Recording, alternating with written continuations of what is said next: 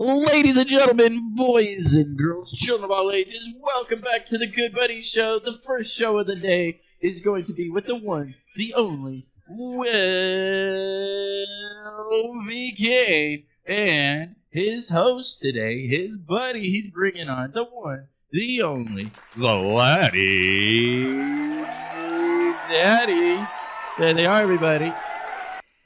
I'm Will. Welcome to Talking to Yourself, where we ask, how well do you know you? New topic every week, new guests. We tell stories about our past.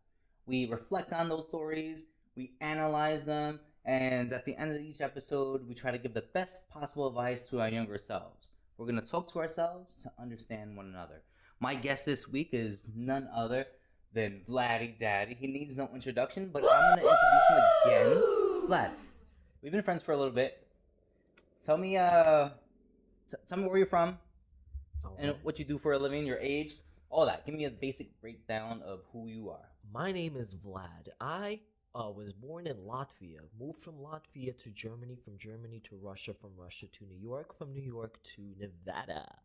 I've been all over the world, I guess, and I would say it's quite a wonderous journey. I'm 25, living in Las Vegas, where the taxes are amazing and the weather just gets prettier every day. So I'm looking forward to this, guys. My philosophy is all for a greener, brighter future. That is my company goal when it comes to creating the perfect PEV experience for you to get from point A to point B, one e-bike or e-board at a time. But that's what I do. So e-bikes, electric vehicles, exactly. You design them, you create them, you sell them. Yes, sir. Yes, sir. Water cool them too, overclock them, build the batteries. I get really in depth with the science behind it. It's crazy. I wanna know what makes it that combustible. You know, the lithium prospect is such a touchy subject for a lot of people, and I'm just trying to figure it out ways that we could not harm our environment and have alternative ways of powering up our electronics. So Making money and saving the world at the same time, for the most part. in Jesus' name, amen. Hallelujah. All right, so this is actually your topic, right? Is that each week I let the guests choose their topic, and I'm not gonna lie when I say this. Like when you first introduced pranks, which is today's topic, as an idea, I was a little like apprehensive. I was like, pranks? Like I think we can do a little bit better. Oh, actually, no. Pranks is the perfect topic for today because I have pranked and I've been known to go too far, and we'll get there. So break it down to me. Tell me a prank. All right. So me and the Russian homies back home in New York, we used to pull pranks on each other. Well, I was actually the one that would do most of the pranks. They were like, you know, they weren't on board with it, but I took it too far. I was one of those guys that, you know, I just like, you know, spice up our friendship a little bit, make things a little funnier and something to talk back about and then like in the future. And one of the pranks was I purchased a fart spray, and it's not that typical fart spray you'd buy on Amazon for $5. It's the vat19.com, the little famous website where they sell like amazing weird toys and gizmos and stuff, and they had the super powerful one with the fucking warning on it. It was like the most hysterical thing Right, like ever. skull and crossbones. Yeah. Deal. Like... It was the most amazing. I saw that, I was like, yeah, this is it. I want to buy that with mom's credit card. And oh my god, what happened is with that fart spray, it didn't even smell like farts. It smelled so putrid. It smelled like a mix of farts, death, and anything that's disgusting and smelly, honestly. And that's it, and it was so like pungent to the point where, yes, everybody, it was funny seeing people like, yo, who keeps farting? Who keeps passing cheese? And everybody's fighting each other, but meanwhile you're in the back like, oh man, I'm such an asshole. I'm the one that's doing this. And everybody's like biting each other's ears off and shit in the battlefield. I'm like, man, I'm the one that caused this. This is in Brighton Beach in New York, in little Russia. Little apartment, little one-bedroom apartment. No ventilation. No ventilation. A little bit. They have one little AC unit.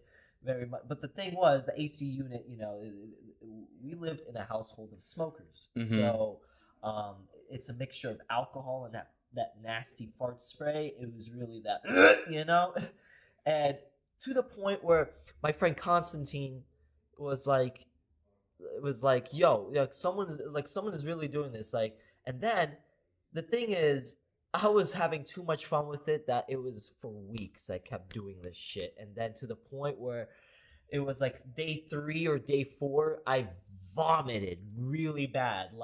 That's how bad it was. You vomited. You're the prank. You're the prankster, and you still vomit from it. Oh man, it was the most. It was like I was like it was. I don't remember when it was, the second or the third day. It was so potent that I think I left it in the hot car for a while. That it was really expanding in the little plastic. Chemistry was happening. So one sprays, and that's kind of what happened. It was so hot in New York that time when I was doing those pranks. So I really messed up. It was just a mixture of the smoke smell, the heat in that little apartment that really made this fucking spray stink. The equivalent of eating White Castle before hanging out with your friends in a 1-bedroom apartment. Man, I always used to use my friends for their toilet paper because they got the Charmin Ultra Strong, and I was stuck with the Scots. The sandpaper. Scots are my favorite. What? Though. No, there's sandpaper, bro. I keep telling y'all. Get Charmin Strong in the red one. Charmin Strong or if it Charmin burns, Sweet. It's working. Remember that commercial? Oh man. With the mouth rinse, if it burns, it's working. All right, I mean, he's not wrong there. I mean, that's funny because with one of the biggest pranks that I've done happened to be with a fart bomb as well. But these were up the block from where I lived on 42nd Street in Brooklyn was this discount store where they sold these fart bombs for 25 cents, right? And so there's these little pouches, and inside the pouch was another pouch that you had to press to pop. And then what would happen is the little bag will inflate until it popped, and it'll just smell like sulfur. Chemistry? Right. Chemistry? It was just, and so I was in the very beginnings of my hustling, my hustler years, right? So I immediately was I told all of my friends, I was I can get fart bombs, 25 cents, this and that, right? Man. So everyone's giving me their dollars, right? People are making orders. Let me get 10 of them. Let me get 4 of them. Let me get this of them, right? So I mean, and I was mischievous, right? It was a time in my life where I wanted to fuck shit up, right? I'm throwing acorns at cars. I'm making pea shooters. I'm hanging out with people who are just straight vandalizing and doing no good. 7th or 8th grade in New York City, right? Brooklyn, junior high school. So I get to class the next day, and it just happens to be gym class, right? And so in my school in particular, all of my grade had gym at the same time. So everyone who bought from me, all of a sudden in the locker room, I'm giving them their fucking fart bombs, right? I'm giving it to everyone. We're going up the steps, right? Gym class is over, everyone's changed, and there's one dude, Pierce. I can't stand this dude. He bullied me. Oh, is that his real name, or is that I'm not gonna say his last name. Okay, there we go. We got a lot of Pierces in this world, right? Cool name. So he's hey, Will, let me get one. And I'm pretty sure I already fought this kid earlier in the year. We kind of settled our differences, right? As you should settle. Exactly. So I'm petty, right? I'm fuck this kid, right? He wants a fucking fart bomb from me. He didn't fucking pay for it. So what I do is walking up the stairs from the locker room to the gymnasium, I pop it, right? I activate it. And I handed it over to him, and now this little bag is inflating in his hands, and he doesn't know what to do with it. So he throws it back into the stairs, and it pops. Now the whole gymnasium smells like rotten eggs. And my gym teacher takes all of the boys and throws us on the bleachers, and she's like, "Who did this? Oh man, who did this?" And so, like, no one raises their hand, right? She asks again. No one raises their hand. She calls the dean and the vice principal, and they're like, who did this? No one raises their hand. Now they're like, if no one comes forward with this, we're gonna start checking people's bags. And so at this point, I'm not, dude. You sold all of them. I dropped the what I had left onto the bleachers, so it doesn't matter what they find in my if they look into my bag, they're not gonna find shit. Oh shit. Now my friend Jason, who had nothing to do with the incident, but also bought fart bombs for me, he raises his hand. Oh. And he goes, I did it. He was so scared of them checking his bag, right? He had like no foresight, no hustling skills at all. He was just like, he was so scared that they were gonna check his bag and blame everything on him. He thought it'd be better if he just fucking owned up to it. If they were checking bags, they took this kid, right, not older than 12, into the office. They suspended him for 2 weeks, and they brought explosives to school on his permanent record. You ruined the poor homie's life. My man's did not get accepted to any high school. He didn't get accepted to any high school that year. Oh, he got sent to FDR. No. I don't know if it's related, but he ended up moving to Florida. Oh man! Wow. And so this dude and Jason, like he fell through. He caught the butt end of all of our pranks. So my other friend, Jason Ang, right, who I knew from elementary school, Chinese kid from Chinatown who lived right next to me. He made these fucking pea shooters, bro, out of the tops of these like the gallon bottles of milk, okay, and then balloons and some rubber bands. And so we would take these acorns and we put them in these pea shooters, and like pop, they would break through skin, bro, through jeans. So, damn. One day That's great ingenuity. He was the best at what he did. He taught us all how to do these. Right. One day, Jason, the same kid who just got bagged for this is before he got bagged for the fart bombs. His sister is like maybe like I want to say like 25, 30 yards away from us with her best friend. So like we're in 8th grade. They were like in 6th grade, and he goes, "Hey Will, look, I'm gonna shoot my sister's friend in the leg." He aims down, and he lets go, and the fucking acorn just like shoots right up and right into his sister's friend's eye. Oh. She had to miss 30 days of school, a whole month, because there was a 50% chance that she would never see out of that eye again. Oh, the only reason why that girl's family didn't press charges is because their families have known each other since before the kids were born. Oh my goodness. Wow. He got the short end of every single prank. Like, every single prank. That's not a prank. That's an assault. He made a weapon. Shit. We made a weapon. Do you have any other pranks? You just taught me how to make a pea shooter, man. Oh, dude, I can. Damn, I could see that happening. I'm seeing the engineering behind that. Oh my god. So one prank in particular. So I had a rabbit. Mm-hmm. Her name was Lisa. I had a cute rabbit, and I had my neighbor friend. This was like years ago. We were like neighbor friends, like the kids on the block that would just hang out, play ball, play Pokemon cards. I thought it was funny. I never told him though, which was fucked up. But I had a pet rabbit, and my pet rabbit poops little circles. Pellets, yeah. Little pellets. It's like little, I like to call them little Cocoa Puffs. Mm-hmm. So, what happened was, we were chilling up at my house, and he wanted to show me his new Game Boy. and the Game Boy was hot at the time. You know, that was like the handheld with the SP where you're able to open up, play the Pokemons. You know, that we were just sitting there, and he was like, "Yo, you got any snacks?" And I'm like, "Yeah, I may have something."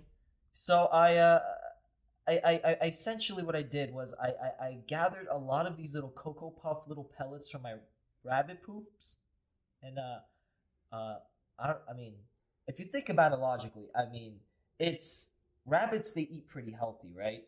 I wouldn't say it's a bad thing. I probably did him a favor. This shit had a lot of vitamins compared to actual Cocoa Puffs. So, less sugar for sure. Less sugar for right, sure. And so you're right. They have a pretty healthy, like, vegetarian diet. But at the same time, like, so like poop is you getting rid of like just the waste, right? Like you absorb, including rabbits, you absorb all the nutritional value from whatever you're eating, and then whatever you fucking dispose of is like nothing that matters. So I understand what you're saying. It's not as bad as someone eating Taco Bell and having or like cuttlefish from like South Park or something, right? Oh god. Yeah. So I just made homie eat poop, and I never told him about it, and I feel like an asshole. And his name is Avi. So Avi, if you're ever watching this, dude, I'm sorry. When I become a billionaire, I'll buy you a Model 3. All right, a Model Y. Also, yeah, Avi. Got a big family. Also, Avi, at the time, it was pretty obvious that you're eating rabbit poop. That's on me. Like you were eating rabbit poop this whole time. I did something similar with I consider my younger brother, right, because our moms lived next door to one another since we were 7. He's like 6 years younger than me, so he was 1 when I moved next door to him, and his older brother was my age, 7, right? So we grew up together, and it was me, Justin, who's my age, and then Keith, who's my younger brother, 2 years younger than me, and then Malik, who is about 6 years younger than us. Malik and Keith, my younger brother, my biological brother, got along better, and me and Justin, like, we're just like best friends since day 1, and we would sometimes like just prank them, right? And one time we made Malik, we had a cat. I had a cat next door, so he was hungry. So we were like, "Hey, here are some Cheerios," which in like the Latino community, Cheerios means or cornflake. Cornflake means every single cereal known to man. So you want like Frosted Flakes, cornflake. You want Cheerios, cornflake. You want Cookie Crisp, cornflake. Okay. So like Malik, you want some cornflake? And we literally gave him a bowl of cat food in milk, and we waited until he pretty much got through with it until we were like, "Joke's on you." I think we traumatized him. He ended up becoming one of the biggest bud dealers in our neighborhood, though. So I don't know if it was for better or for worse. I don't know if it's for better or for worse. Oh man. I think one of the worst things I've ever done was when I was fairly new to Facebook, and this is like my second account. Like my first account was me being like really edgy, and my background is like when I was 14 years old, that's when like personal computers like started to become like actually affordable for families. Okay. And so we got a Dell, and I was on AOL chat rooms, I was on AIM, I was Golden era of internet. Golden era, right? I was playing like Yahoo Pool, and just like I was like talking to all of these randoms, and it was like ASL, age, sex, location. That was like the first thing you ever said to anyone. Okay. And ASL. I try to do an ASL. so, I remember like me off the bat, like kind of being like not susceptible. Like I'm from the hood, right? So I'm not susceptible to scams online. So every once in a while, I'll just be on like all these forums, and then someone would come up to, like someone would reach out to me in message and be like, "Hey, there's like this opportunity to It's really easy opportunity to like make $1,000. All I really need to do is like get your name and your credit card information. I'll deposit the money in your account if you do this. And so I would be like, fuck no, that doesn't make it like. One, I'm like, I don't have a credit card. Two, like, I'm not about to fall for like I guess the first scam, the internet scam, right? You know, like, give me your credit card information, I'll give you some money. Doesn't make any sense, right? So what I did was I would give them a fake name, and then I would give them an address that's real but not my own, and then I would give them a fake credit card number. Ooh. And so they would like come back to me like, hey, this card's not working, and I was like, oh shit, I'm sorry, I mistyped the digit. Okay. And so I'll give them the real number, and it would continuously go on. And so I would fuck with these people, and like I would waste their time with me because they're trying to scam people, right? I figured, I think now my goal was like, if they're wasting time with me, they won't be able to scam someone else, right? And I love fucking with people, and they get frustrated, they get angry, they'll fucking, and sometimes they start cursing at me, and I'm like, you know, like, joke's on you. So now, this is 11 years later. I'm 25, right? I'm working. I'm training to be a fire safety director, emergency action planner for high-rise office buildings in New York City. That's cute. And so it's a 10-hour shift. So like for like 4 or 5 of the hours, I'm actually like training and like doing things. But like the other like 5 or 6 hours, I'm like relieving other people for their posts, like the loading dock. And I literally have like nothing to do at all. So I'm at work and I'm bored, right? And Facebook it's like relatively, it's not new, but the like what's on your minds little box is new.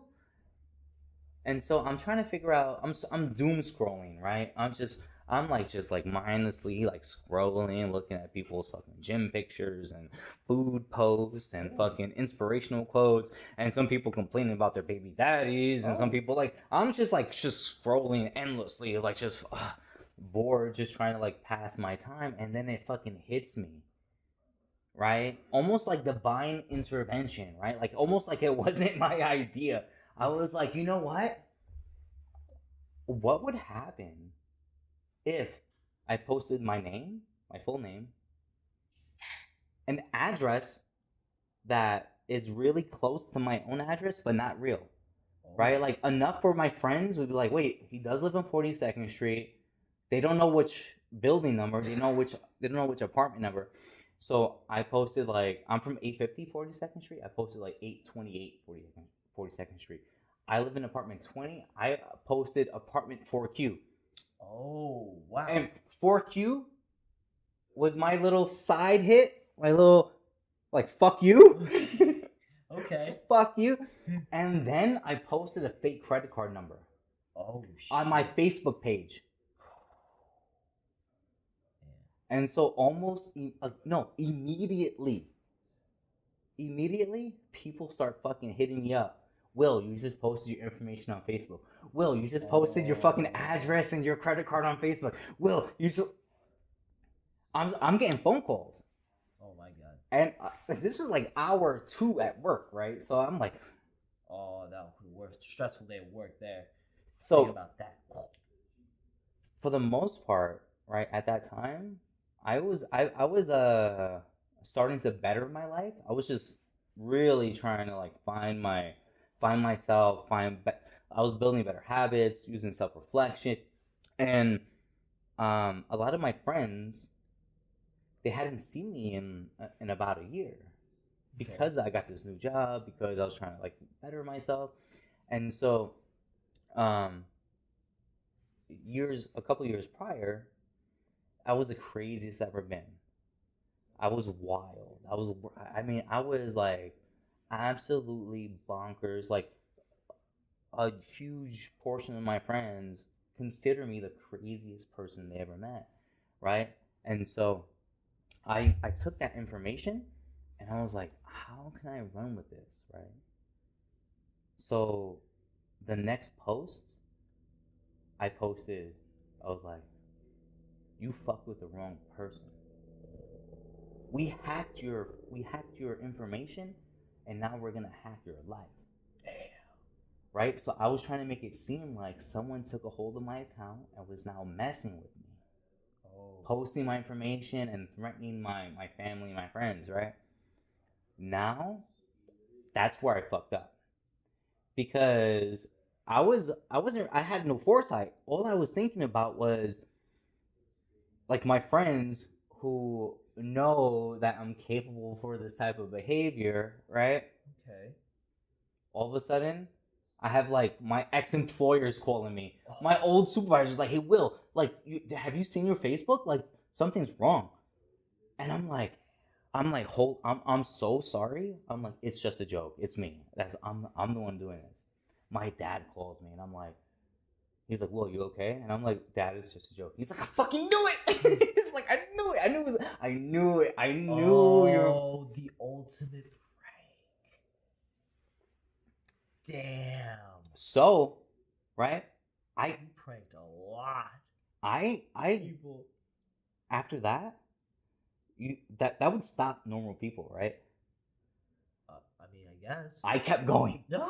I did not stop.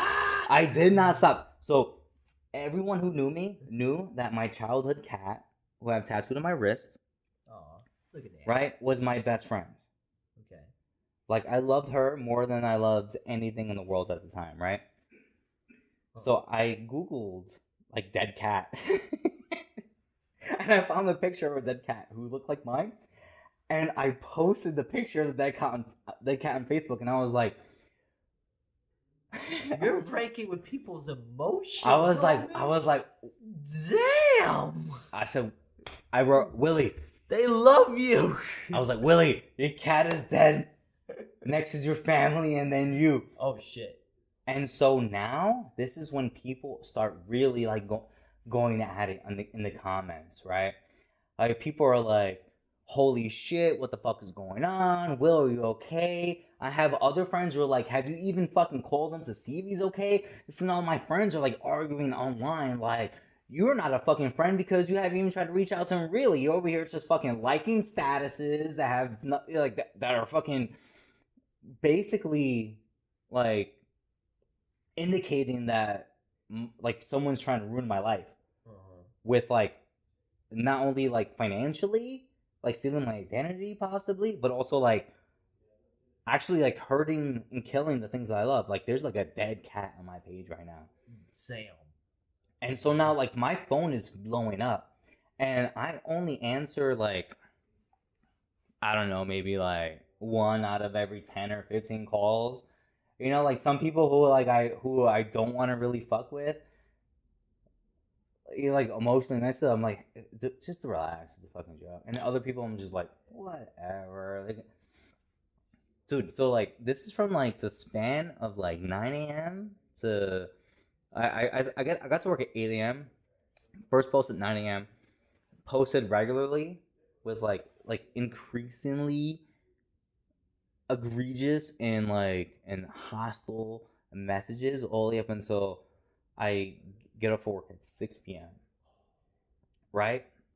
And so I'm I'm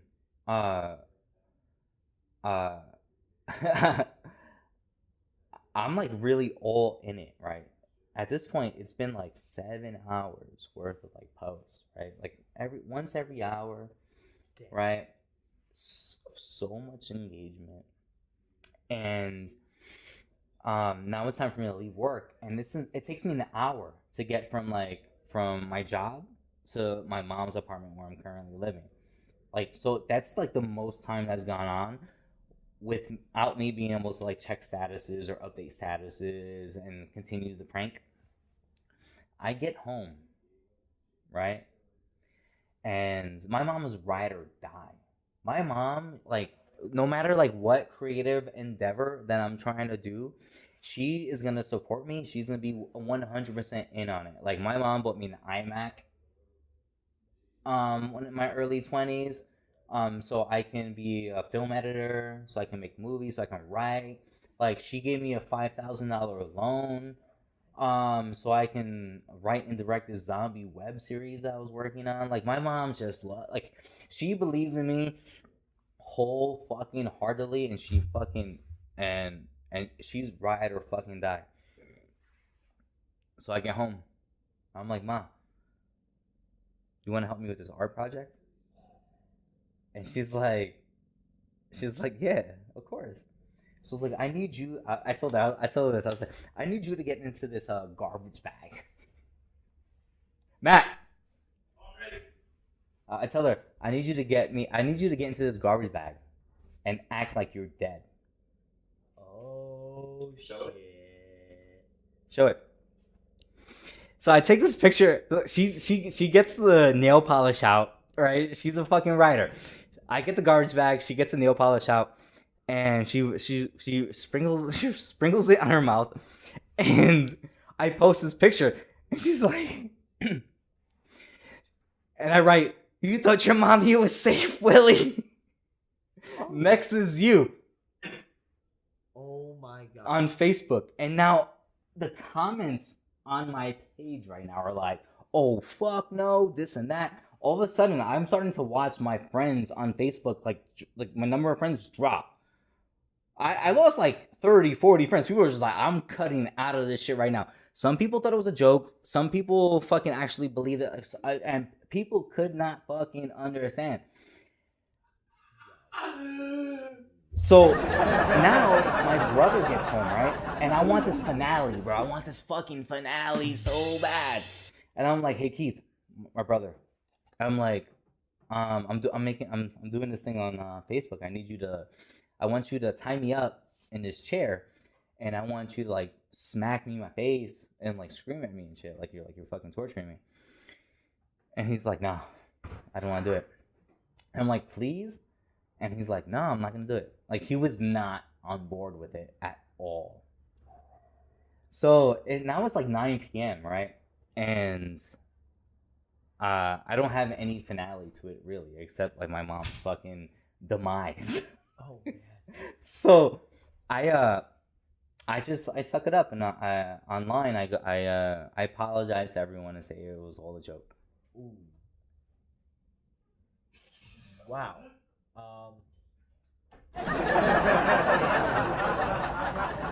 I faked my mother's death on Facebook. Yes. Yes, those are the words that you're. Yes. So Netflix probably might be interested in something like that, because that is, I would watch that if that was a show on Hulu or Netflix.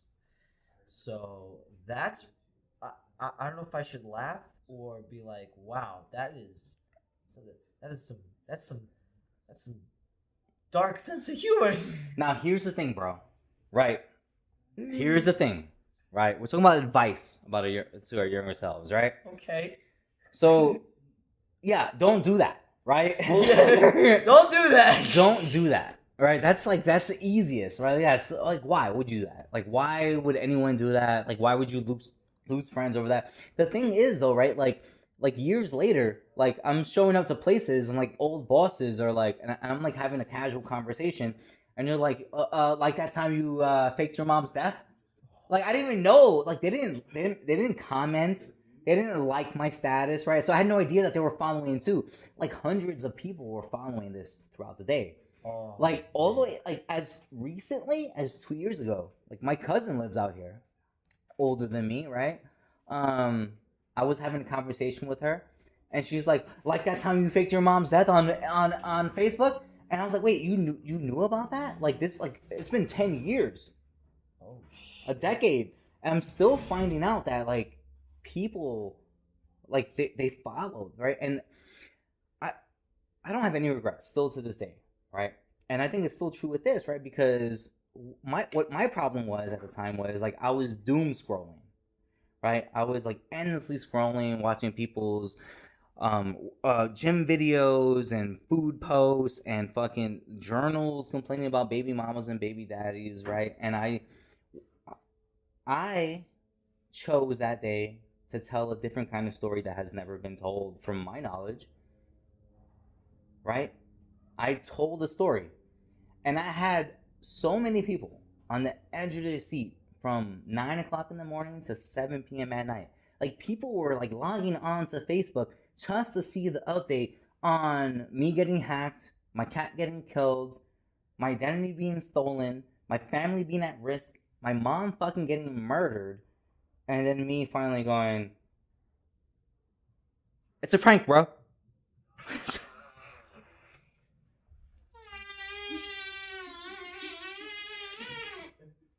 That was uncalled for. Well, one thing I will tell my younger self is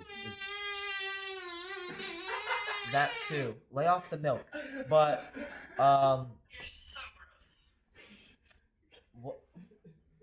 okay, what was I going with this? The one thing I would tell myself is don't drink milk, and wow, you motherfuckers Hey, you guys are talking about pranking. I'm sorry. That is. But okay, 2 to 3 farts was enough. But now I'm just like, what will I tell my younger self? Avoid the milk. Stay with the lactate. Yeah, there's the rule of threes, right? So 3 times is funny, 4 times you're overdoing it. Yeah. What I would tell my younger self is, so like this is the first prank, right? With me like getting my friends suspended. Like that's hard for me, right? Because I'm the one who did it, but like he owned up to it, right? And so like should I have like manned up and like and taken the fall?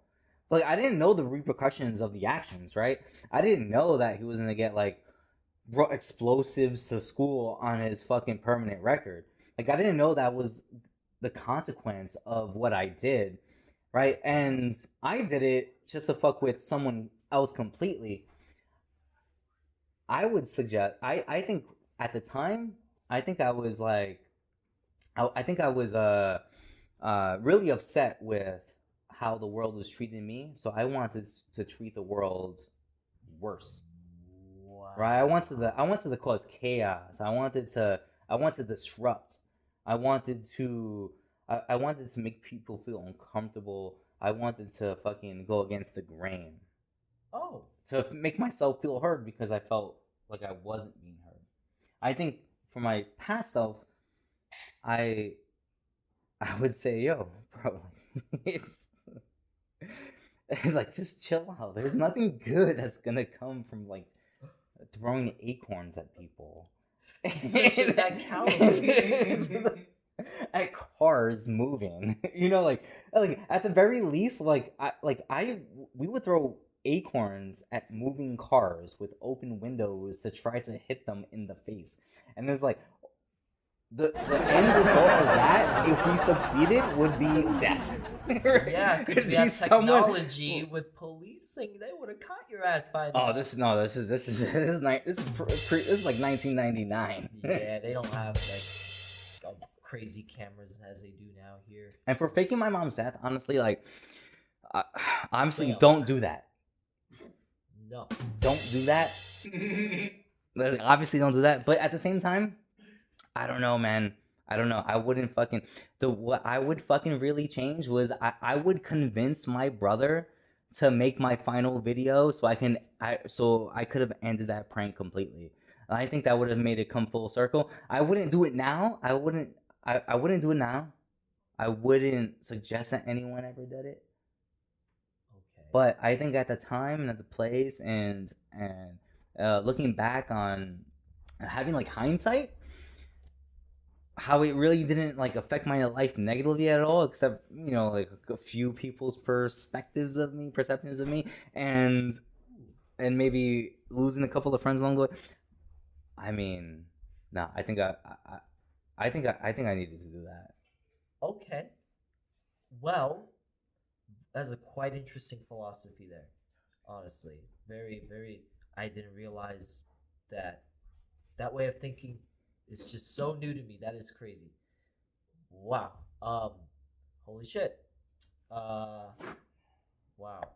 Well, one thing I'll tell my younger self is just harmless pranks are cool and all, but make sure you buy your homies like a pie after you're done like shitting up their house with that fart spray. So, Yeah. you know, like, Make it worth it. Make it worth it. Make Be it like, worth "Hey, it." guys, it was me. Let's go. I'm gonna put $20. Let's go get pizza. You know. So. And that's it. Yeah. Ladies and gentlemen, boys and girls, this is Vlad. I'm That's Will. Will. This is Talking to Yourself. Same time, next place, next week. Love you guys forever.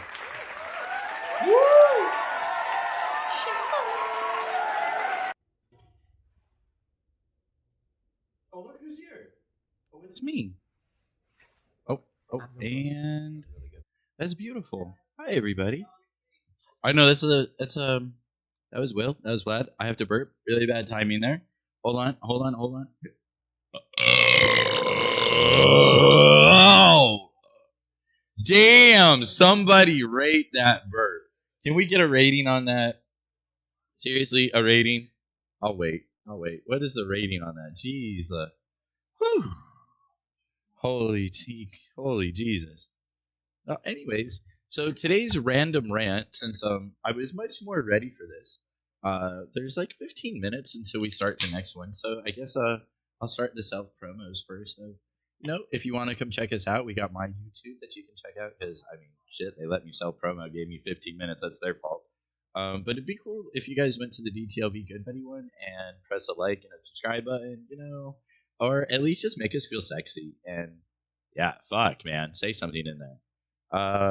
We do have a Bob Smith in here, but I've been told if somebody that knows us, if you could message us saying that you're having problems talking to YouTube.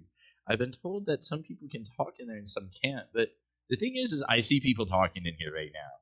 And so I see a Bob in here, but I've been told a couple times that people can't talk in here. And so I'm wondering, Bob Smith, what you did differently. Is it because you're a subscriber and others aren't? Like, do you think they're not following me? Is that why they can't talk? Or are they not logged in? Maybe they're not logged in. We'll have to figure that out. Like, oh, I am gorgeous, by the way. Bob Smith. No, stop. His name's. Swear, it's Bob Smith in the YouTube. Don't stop. Go check out the fucking YouTube if you think I'm lying. His name's Bob Smith, man. It's the most American name you could have. I'm not making this shit up. And he's here all the time, so we like Bob Smith. You respect the Bob Smith. He is a great supporter, and he's here in the YouTube chat all the time. We need more Bob Smiths, okay? If there was only more fucking Bob Smiths in this world, seriously, I'd be so fucking Jesus Christ. Or more letter fans. I mean, I could totally deal with more letter fans too.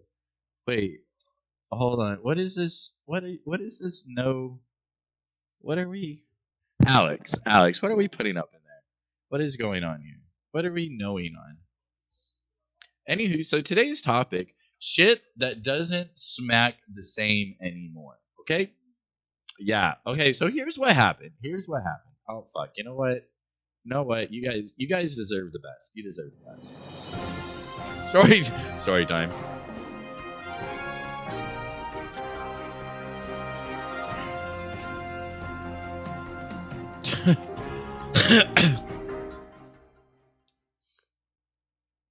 All right. So I mean, here's what happened last night. So I have to charge Tezzy, and it takes a fucking whoever said that it charges quick is a fucking liar, man. When it's cold out, that bitch takes a fucking hour. So I went and I bought a big ass. Jesus Christ, bud. Toke it. Don't let it fucking toke you, buddy. Jesus.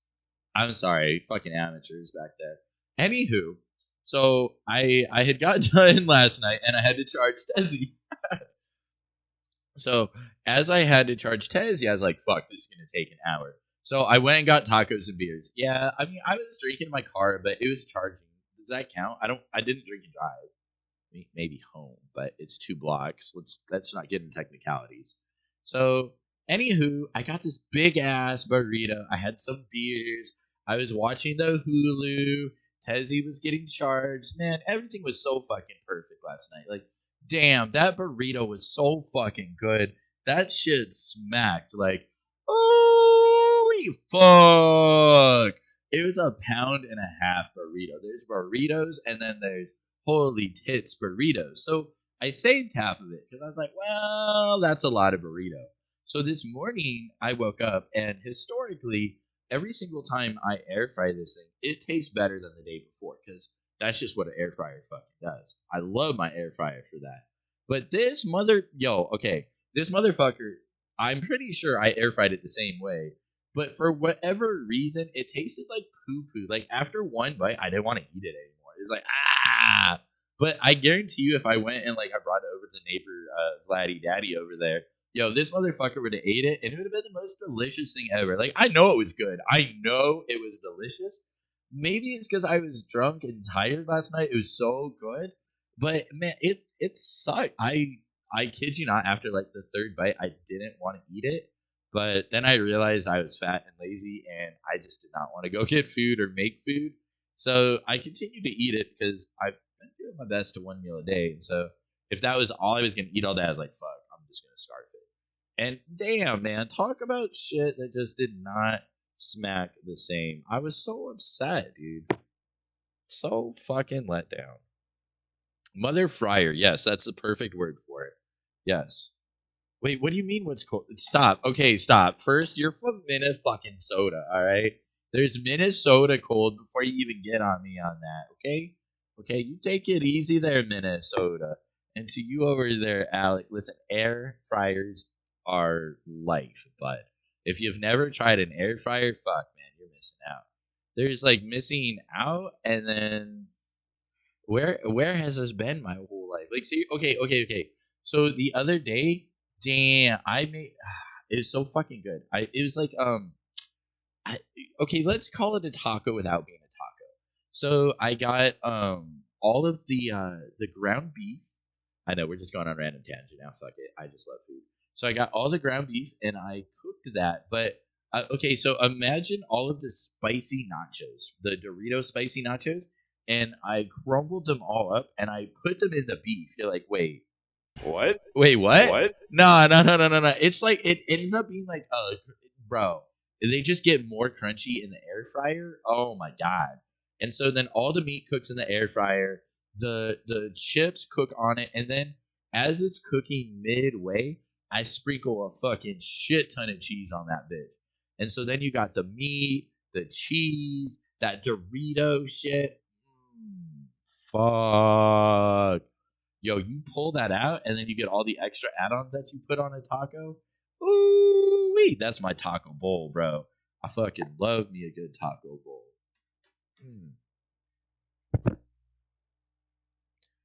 Like, can we not hurt my octopus? Sorry. Fucking little kids over here. Jesus Christ. I'll put you guys on camera. I'll do it. I have another camera right here. It's ready to go. I'll line you up on the... it's turned on too. Look at that. Oh, look at that. It's turned on. Yeah, so anyways, this is kind of like, hey, Frozen Fire, how the fuck are you? Yo, I still use your foot pad all the time, by the way. All the way. Still, one of the coolest things, randomest, what's up? Hi. Yeah, so anyways, as I was saying, so we're going to be doing this every single Tuesday. We started about 45 minutes ago, 50 minutes ago, I don't know. It goes from 7:30 to 10:30. So I guess do math if you're somewhere else. I don't know what time that'll be, but standard local time here in Las Vegas, we're going 7:30 to 10:30 every Tuesday. Hear a slight echo? Yeah, probably. I don't know how to fix that. I mean, I do, but I don't. You're helping with a game? Tell me more. Yeah, so, yo, what up, Jiggy? How are you? Yeah, so if we get disconnected, make sure to stop by to the YouTube. Don't be scared. Yeah, pretty much. Yeah, that's pretty much, yeah.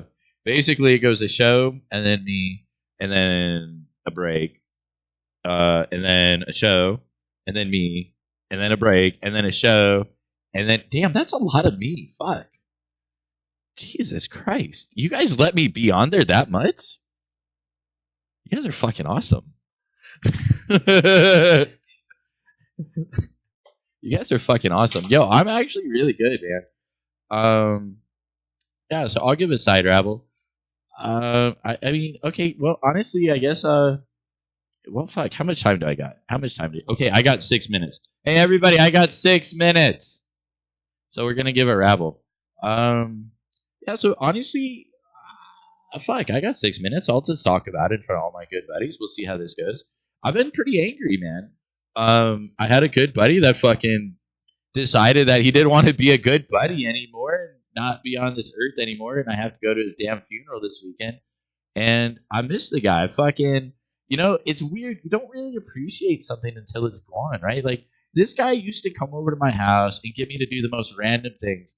And I would hem and I'd haul back, fuck. But then tell me every fucking single time we went out, I didn't have the most fucking fun. I always have to text him the next day and be like, bro, that was some good fucking shit. You make sure you stop by more.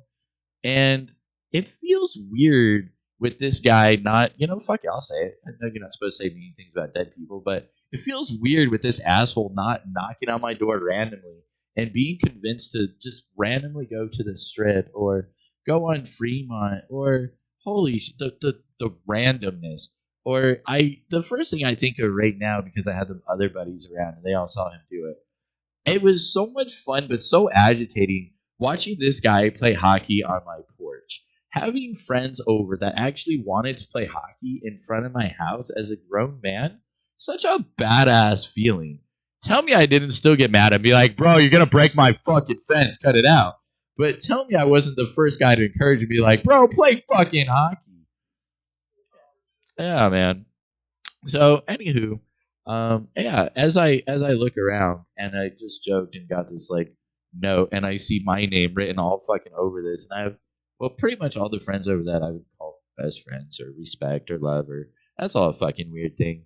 Oh man, that shit's weird. And so today, as I tie into it, a good opener, we're gonna be talking about the good times.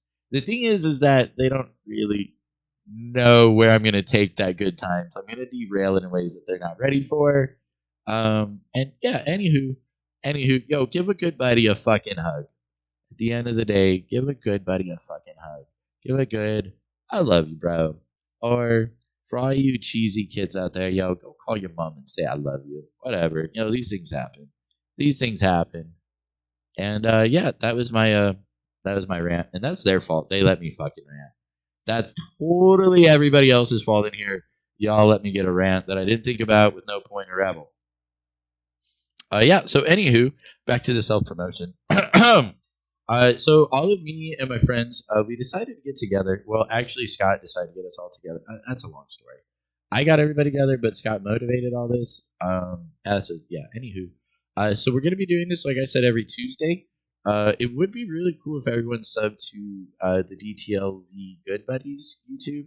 You don't have to, obviously, but yeah, that is the goal. Is hopefully we can get enough people on there. And listening to the last one and last week, I actually watched the replay.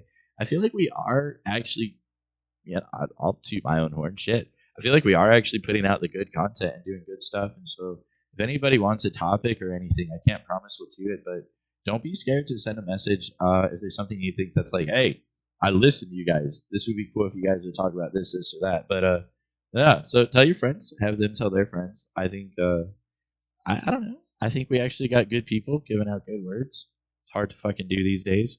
Or honestly, I look at who's sitting on my sofa right now. I got one buddy who literally cuts people open and does vein work. And then these other two nerds quit Tesla because they're like, bro, I'm too smart. Like, how many times do you meet one friend that's like, bro, I'm so smart. Like, fuck Tesla. I'm going to do better than that. I got two of them to hang out with. Like, Jesus, criminy, man. Holy titties. So, anywho, today will be about emotions, good times, good days. I'm just kind of rambling and filling in. We're going to start in 2 minutes here. So, everybody, give your balls a tug. Thank you for listening to my random rabble. This is what happens when I got 15 minutes to kill. I think I did a great job at it. I'll see everybody in about 90 seconds. 90 seconds, everybody. 90 seconds. Take fuck it. Self-promo. Look how beautiful I look in this, by the way.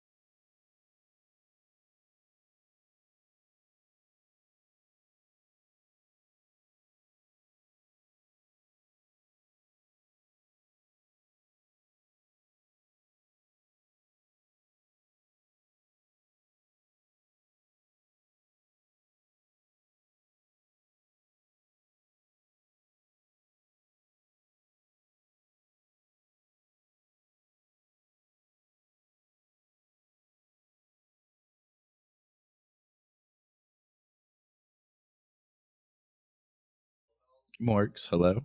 Morgs. All right, ladies and gentlemen, boys and girls, children of all ages, welcome back. This is the Good Buddies. I've got all my friends gathered around. So we do this every Tuesday. We'll be on for another 2 hours. We've already been on for an hour. The next hour is going to be with the one, the only, the Will, the Cain. And then in the middle, we got the one, the only, the holy titties. We got the Vladdy Daddy.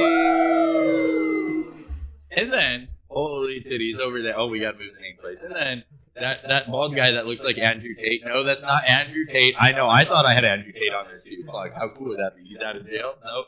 No, but that is the one, the only, the Scott motherfucking Warner. Today's topic, everybody, is good times in Las Vegas.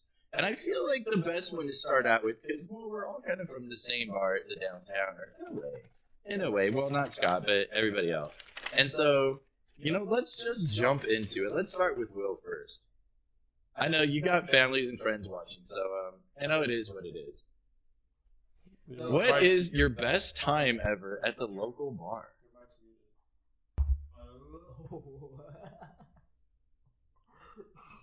Right there. No. Best time in Las Vegas downtown. I think it is like working at the downtowner. So for those of you who don't know, the downtowner, which is on 8th Street in Ogden, is a downtown project owned property, and they own a bunch of stuff in downtown Las Vegas, like Container Park and Gold Spike, Oasis, Ferguson's, Corduroy, upwards of 100 properties out here, and it's a really good company to work for back in the day. For me, it was pretty much after during quarantine, when everything was starting to open up again. I live like right down the block from the downtowner, and so I had to pass it every single day to get to my local corner store. So I was going to grab a 6-pack, and one of my old coworkers from Oasis shouted at me from across the street. She just happened to have moved on up in the company since I've left. Like, she started 6 months before I did at Oasis as a front desk agent, and she became supervisor of housekeeping for all the properties, and then manager of the hostel that we have on 14th Street, and then eventually after quarantine, general manager at the hotel. And so I was just grabbing the 6-pack, and she told me she was the GM there, and I was like, shit, I haven't worked in 9 months. And she was like, do you want a job? And I figured I'd jump on it. Like, you hadn't worked in 9 months? It was quarantine.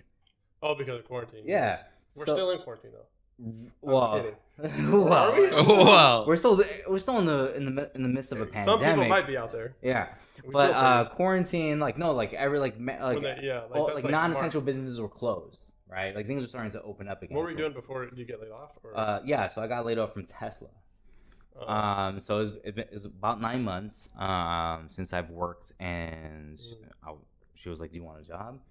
I was like, I fucking guess. Like, I figured. Quit that job right now. No, just kidding. I figured like I'd jump on a job opportunity before like the market just got flooded with resumes, right? Everyone trying to get back to work, right? So at Tesla, I would, like, on my break, I would go outside and take like, these deep pulls of my cigarette. Like, one day I'm gonna quit and become a flair bartender. Right, that's why I tell people. Why the hell would you say that? And you actually made it come true. That is crazy. Right. And so what are you saying now to yourself these days? Jeez, I can't wait to hear. Oh, I'm gonna create content that is going to change the way people look at themselves. I want to challenge people. I want to impactful. I want to be impactful. I want to make people wonder what it would be like to be the best version of themselves. I want them to think about it. I want them to actually reflect and think to see if they are that already, and if so, great. And if not, then like, let's fucking work together and get you there. That's what Yeah. That's what I want. And I want that for myself as well. I'm trying to Well, I achieve like. that Well, too. I feel like there's always something to reach though. That's why I don't meet people that are ever. I mean, I meet people that like are settled or Mhm. content, but then you also meet people every now and then. They're more rare, but it's like they're trying to still go places, and you're like, Mhm. wait a minute, you're already. I've met multimillionaires. They're still trying to like out there grinding or trying to do something new or some creative work or whatever they're doing. Right. Like in other words, it's not like money that drives them, is what it, they've made a lot of money along the way Mhm. for various reasons or businesses or whatever. And to me, that's amazing. Right, that they and- still have that drive. And so that's a question I ask myself a lot. Like what is happiness, right? Like when can I consider myself happy, right? And so I think for a lot of people, there's always like this there's like this finish line that they're like either they're working toward or that they see in their minds and they think that they're eventually gonna get, but are not actually working toward, right? Those are like the most two common people that I see, and I think for me, I think it really it starts like emotionally and mentally, right? Like if you can be content with who you are and what you're doing right now, I think that's hugely important and more important than anything else, right? Because you can have a financial goal, but just a financial goal is always going to move up. Well, imagine you could have a choice. You could have all the money stacked up. That's high. You could go to the sun if you want. Mm-hmm. 93 million miles. Okay, but you're gonna be 6 feet under the ground. So what's the difference? Like, if you don't have your mental stability, well, then health is more important than that too. Right. But exactly. mental first. I agree with that. Mental first, right? Because your like mind. it's I don't think it's a fair statement to equate happiness with financial means, right? Because that means you can never be happy unless you make a certain amount of money. It's a different kind of happiness. It's a different kind of happiness, right? Like you have like you gotta have maybe that core happiness. you have no that matter core what. happiness, right? And it's like, and you can like look at it as simply as like Maslow's hierarchy of needs, right? Where like every human being on the planet needs the same thing, right? First and foremost, shelter, or food, right. shelter, friends, love, and then like passions, right? However way it goes, right? But yeah, I just like it's I think those are all critical too, though. It's not like you can't just have one. You gotta have a whole set of them. Like the amino acids, you gotta have the whole profile. a balance, right? Well, you have to have a balance, sure, but that's even. But if you don't even have it, then there is no balance if you have 0 in one category. Exactly. Exactly. Like if we're gonna do, I guess I think when you come to balance, I like the 100% model. Like if everything adds to 100%, Mm-hmm. That's like your priorities and what you do is like different levels of like, okay, like some people might overvalue one, and that's personal choice. They overvalue, say, an art, and then they're like a musician, like 30% is like all doing that or whatever, and then now they're like making an income off that, or like that could be their livelihood, or it could be 80%. Right. But they still need to have other small percents of doing other stuff too. Okay, Have to. sidelines. Have to. Go. What do you guys think of this one? What do you mean? Say it. If you're not happy without the money, you'll never be happy with the money. Yeah, if you're not happy without the money, you won't be happy with the money. Yeah. I mean, you should have those moments where you're happy, but in the end, you Put them on won't. the mic. Yeah, but do what? Should let them talk in your mic so they can hear. I can hear you. Oh, it's coming in. Oh, I'm just saying, if you ask a question, I want the whole audience to hear. That'd be cool. Or you should repeat it. That'd be cool. Oh, you did repeat it. Yeah, the first one. All right. Anyway, but yeah, Yeah, you repeated exactly what he said. not the second time. No, I just wonder if they could hear. Well, since we are on the topic of discussing good times at a bar, Oh shit. I would say the Downtowner. Ooh, wait. For you, what is the sluttiest thing you've ever done at the downtown? Oh, no, never that. Just say what you're gonna say. I basically Don't let them derail you like that. it is really yeah. See, no, he's so.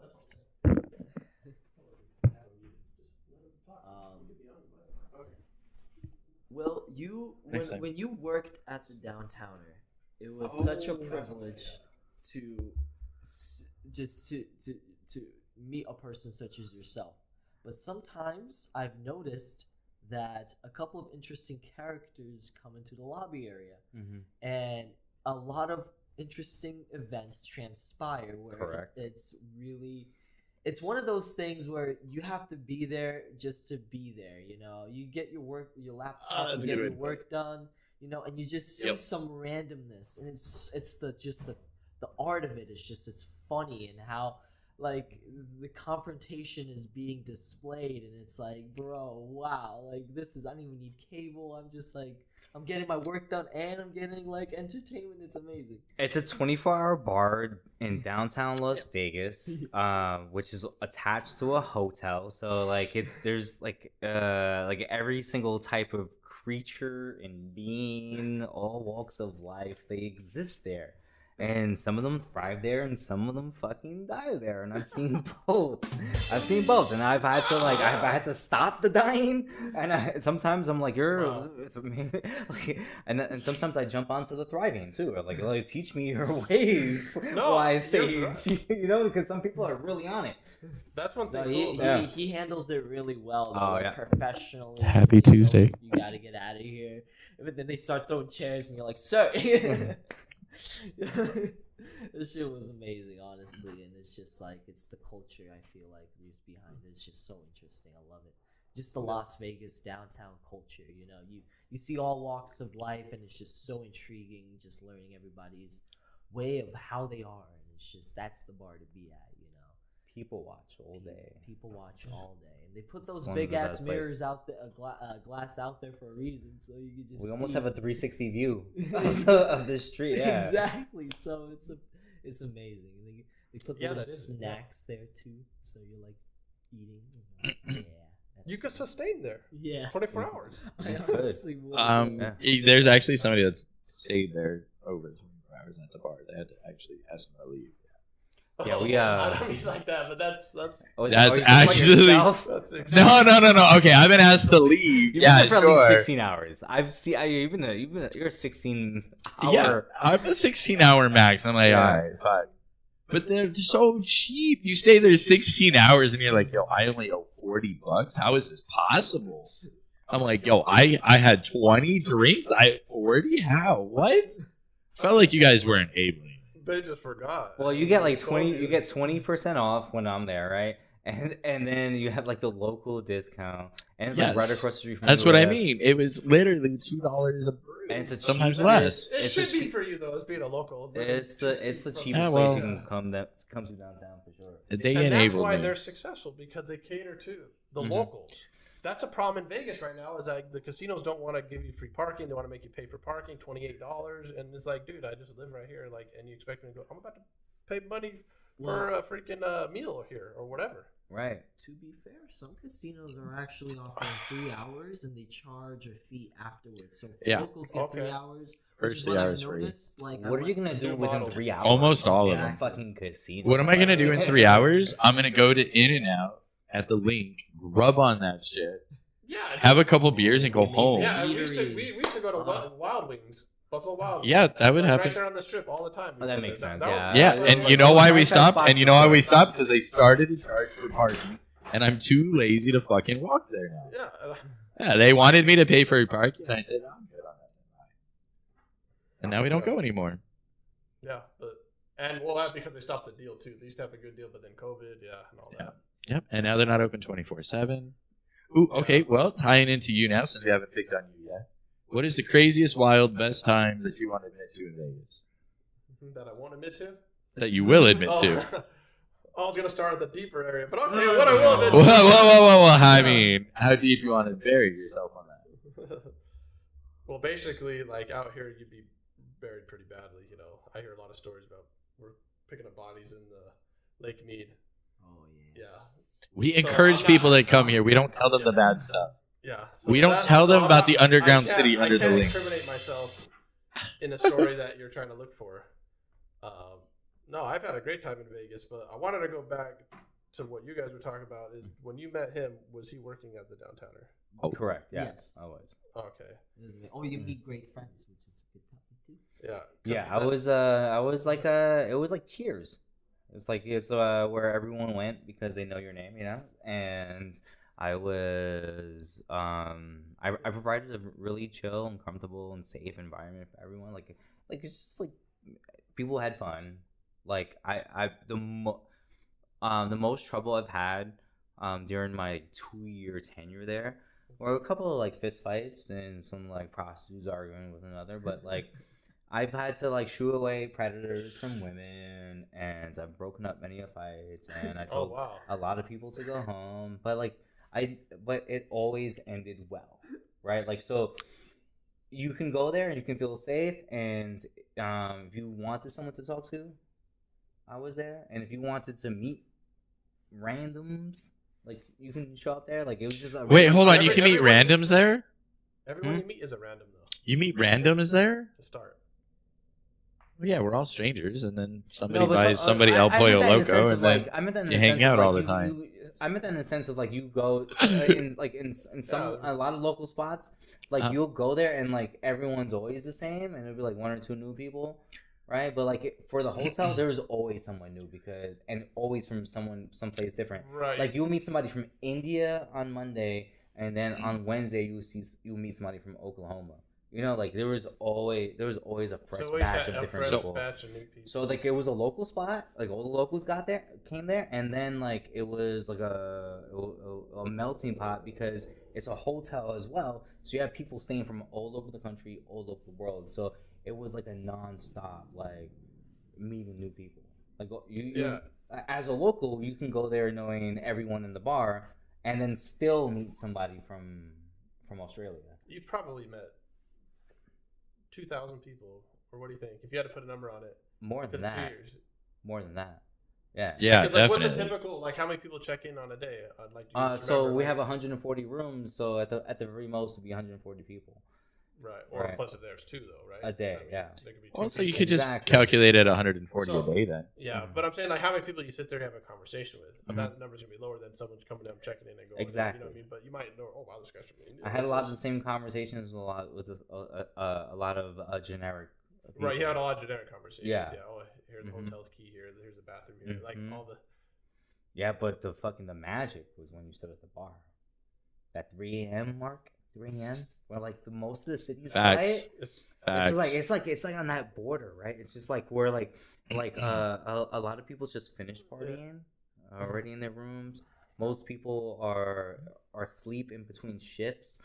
Right before people start to wake up to go to work, and then like and all like the speakers, like all their dealers are out for the night. The homeless, right? There's they're outside or they're no. So like their tweakers aren't out because their dealers are asleep. So like they're also calm, right? There's like this moment in the city, right, where it's just like almost like completely quiet, peaceful. Vegas is peaceful. Yeah, it's peaceful. Yeah, at 3 a.m. In a lot of cities, I find it in a lot of cities where there's like this moment where like there's like nothing stirring. There might be a couple of cars in the street, but for the most part, like. There's like nothing for anyone to like make or to be had. Oh, there's definitely mating to be had. Believe you me. Yeah, the 3 a.m. mating definitely happens. There's this moment. There's a lot of mating at 3 a.m. Damn, tell me about it. That's how you end up in the bathroom at 3 in the morning with some girl that you just met, and then you never see her again afterwards. Yeah, or then she follows you to your car, and then she wants more to the car. Oh, well, or you walk her to her room. Yeah, she has a room. And proceeds to ask for consent. Well, I mean, if I get to her room, they're usually dragging me to the room. It's usually them dragging me to be. So you're not consenting? Well, I mean, there's been a couple of times where I've had to wonder. Not consenting. It's one of those double negatives. It takes enough alcohol to be like, okay. Fuck it. Well, there's something called implied consent. There you go. Yeah. And if not, there could be right now. It's implied. I mean, really. It's implied my pants were off. She's buying you drinks. She's doing all this. She's taking you. It's like, what? Yeah. It's implied. That's definitely implied. And this is how you get canceled. Yeah, well, yeah. Or hashtag things girls can say but not guys. Well, no, I feel like we didn't say anything crazy. Well, but I'm also a normal-headed level person. I'm not, I don't have so much crazy. Right. It's extreme like agenda on one way. Right. If you guys are both intoxicated and having sex, and that's fine, right? That's like there's like the implied consent. But as soon as they say no, then it's obviously over. I'm just saying. So as okay, we can't let you get away with it twice though. What is your craziest, funnest, wild moment in Vegas? Oh my god. Yeah, not you. Not Oh, you, Mr. Scott Warren over here, who Funnest walked wild out of that the moments. first time. I mean, I've had a lot of wild moments. Yes, It might you not be- have. I like the idea of like winning though and success and like magic, creating magic. Okay, that Not could like be the, fun. you know, Your well, you funnest know, moment like- can be winning the like I'm saying- and championship that's at the what roller I'm rink. talking It's about. Like, okay. winning hockey games is really fun. Like teaching people is fun for me. Like I have a lot of little moments. Like it's hard to say like, you know, when all your moments are great and amazing, it's hard like then they all just become normal. Because it's like you're having that many experiences. So, name So one of those I experiences. get joy out of like the very most basic thing in life. Drinking water, breathing, like literally, you know, or cooking some basic food. I like cooking and I like eating it. And like it doesn't have to be anything fancy, but like I get joy out of that. So, So that's not like so I'm saying I'm getting all these experiences every day. And I feel great. Right. Like, so name an experience where you came out of character and still had a good time. If there was a bush, Came out you of just beat character. the shit out of that bush, bud. Came out of character. Right. So one time maybe you let loose. Maybe you had a couple, like a few too many. Right. Oh, that's You're- like that's just thrown up in the trash can. Like, yeah, it's not exciting. That's not like a fun. Never like moment. ended up in a weird place, done something weird, something like. No, but I've been with a buddy that he did something weird, and I was laughing my butt off. It was the most hilarious thing ever. Why do I was feel like trying I'm about to get thrown I was under trying the to get bus out of my here? car, or I was getting in my car, and I just seen him messing around with this product. It was funny as hell. It was someone's property, but yeah. I mean, basically watching other people do stuff. I'm not really doing nothing crazy anymore. I'm not trying to get in trouble. And so, You know, so when I moved to Vegas, I'm already mature. I've already done all whatever stupid, crazy stuff. I should say. you know what? That's I've already done them. Like, what am I gonna come here? Like, you know, it's like I was He's talking about the lying! girl thing, He's lying. but like the girl thing, it's like if He's you're like, dating, a girl no. that's like, say my age, you know, 35, 30 or whatever. Like, if you get her a drink, one drink, and then like you go to your place or whatever, and you have relations, and then okay, that's all good. right. But there's no surprise, you know what I mean? Like she knows like what we're doing, like, you know what I'm saying? I'm just saying if a girl were to lie about something later, it's not like she's 21 and like, oh yeah, bringing her to the bar, get her hammered, like, you know, it's not like people are like creepers out here and shit like that. They'll do that. They'll be buying girls like drink. I'm saying the girl should know by the time she's 30, like if a guy's like trying to do a move or take advantage of her, like I'm just saying you got to learn at some point. But if you've never drank ever, rates, yeah. if you never drank ever, okay, then Yeah. you're like 30. You know, because some people might come to Vegas. Oh, it's my first time in Vegas. I'm 29 years old. I haven't drunk. And then like Vegas drinking is different than drinking. Damn, do they ever though? Yo, a lot of them You know what I'm get saying? carried away though. Right, a lot of people get carried away out here. But- You know what I mean? Like the first day I came here, I stayed up till like 10 a.m. and I don't normally do that. I stayed up drinking, smoking, all that. The It was first a day I wild, felt like I'm wild in day. Vegas. And I lived that Vegas life, even though I was like gonna move here. But No, it was like- I I was living in a hotel for 6 weeks. Yeah, I bartend. and That's so, awesome. Like I've seen some of the best people I've ever met, right? And it's like met so many people during my 36 years on this world.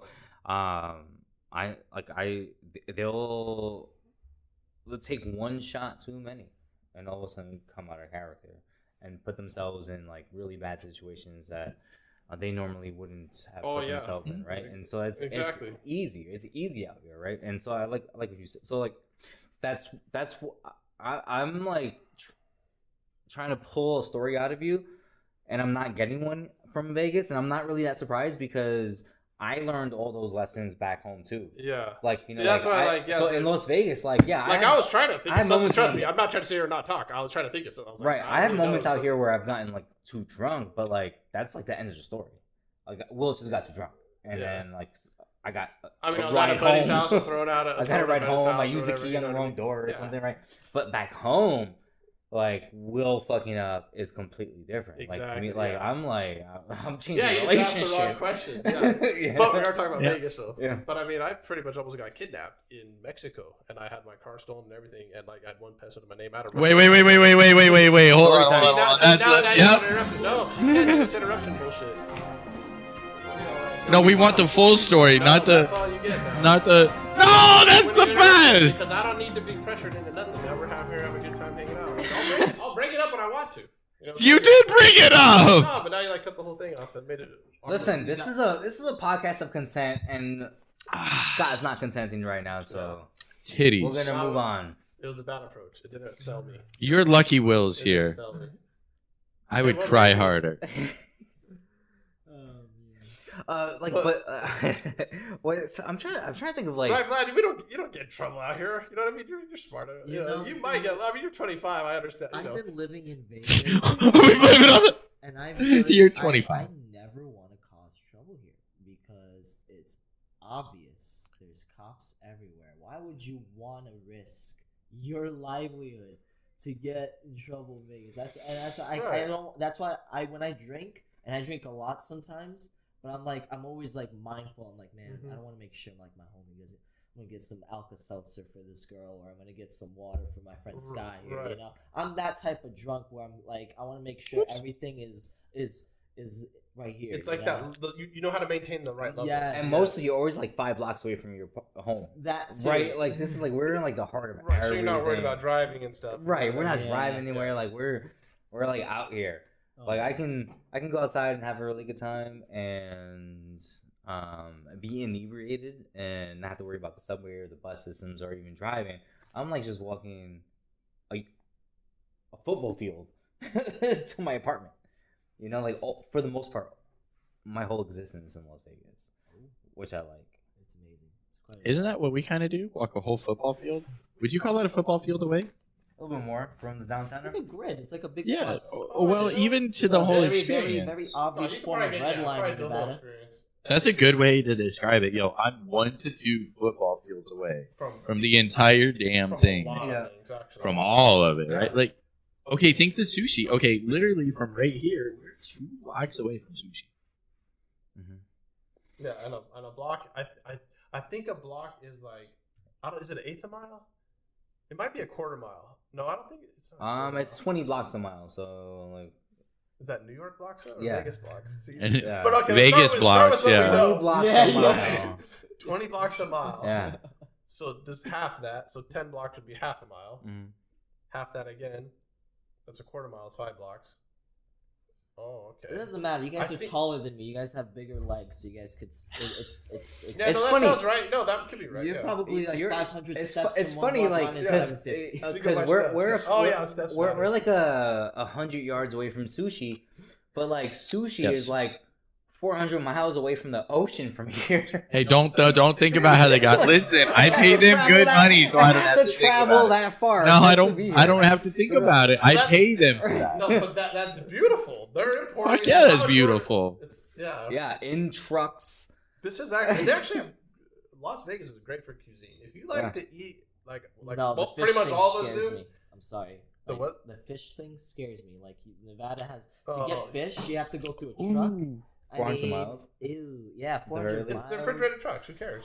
I know, but The thing is, I think what bothers you, or what could bother somebody, is like, okay, they have a whole truck. It's like, oh well, it actually thawed out, and then they're like, oh, let's just freeze it back up because we're trying to get paid on the delivery. Vlad's not You know what I eating mean? Las Vegas sushi, but he's eating White Castle cheeseburgers. Yeah. Which is Hey, like no the American worst. company. Which It's is an American worse. company. So I gave you one problem, but is there other problems that you would think about it? Like, what if they had everything, every I dotted, every T crossed, and like it was like, and like say like the temperature did drop, the alarm goes off, and then like oh, you can't sell it. Like how they have like a seal on the trucks where it's like one of those things where it's like if you break that seal, then they know someone in the truck. Oh, okay. So it's like a guarantee kind of thing. But imagine that electronically, it's like, oh, if the refrigerator system goes a certain, like, oh, boom, it's going to click off.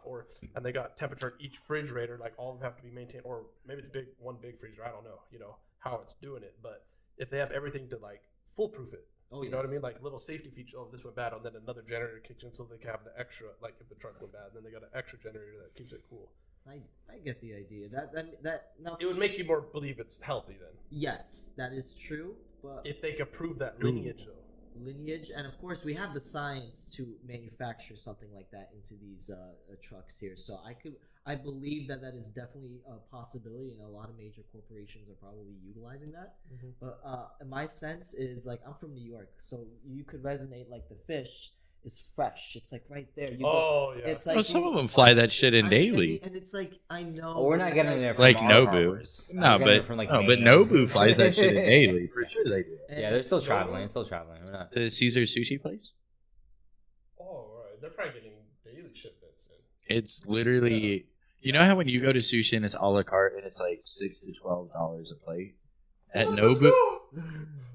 At Nobu, it's $50 to $100 per each a la carte that you order.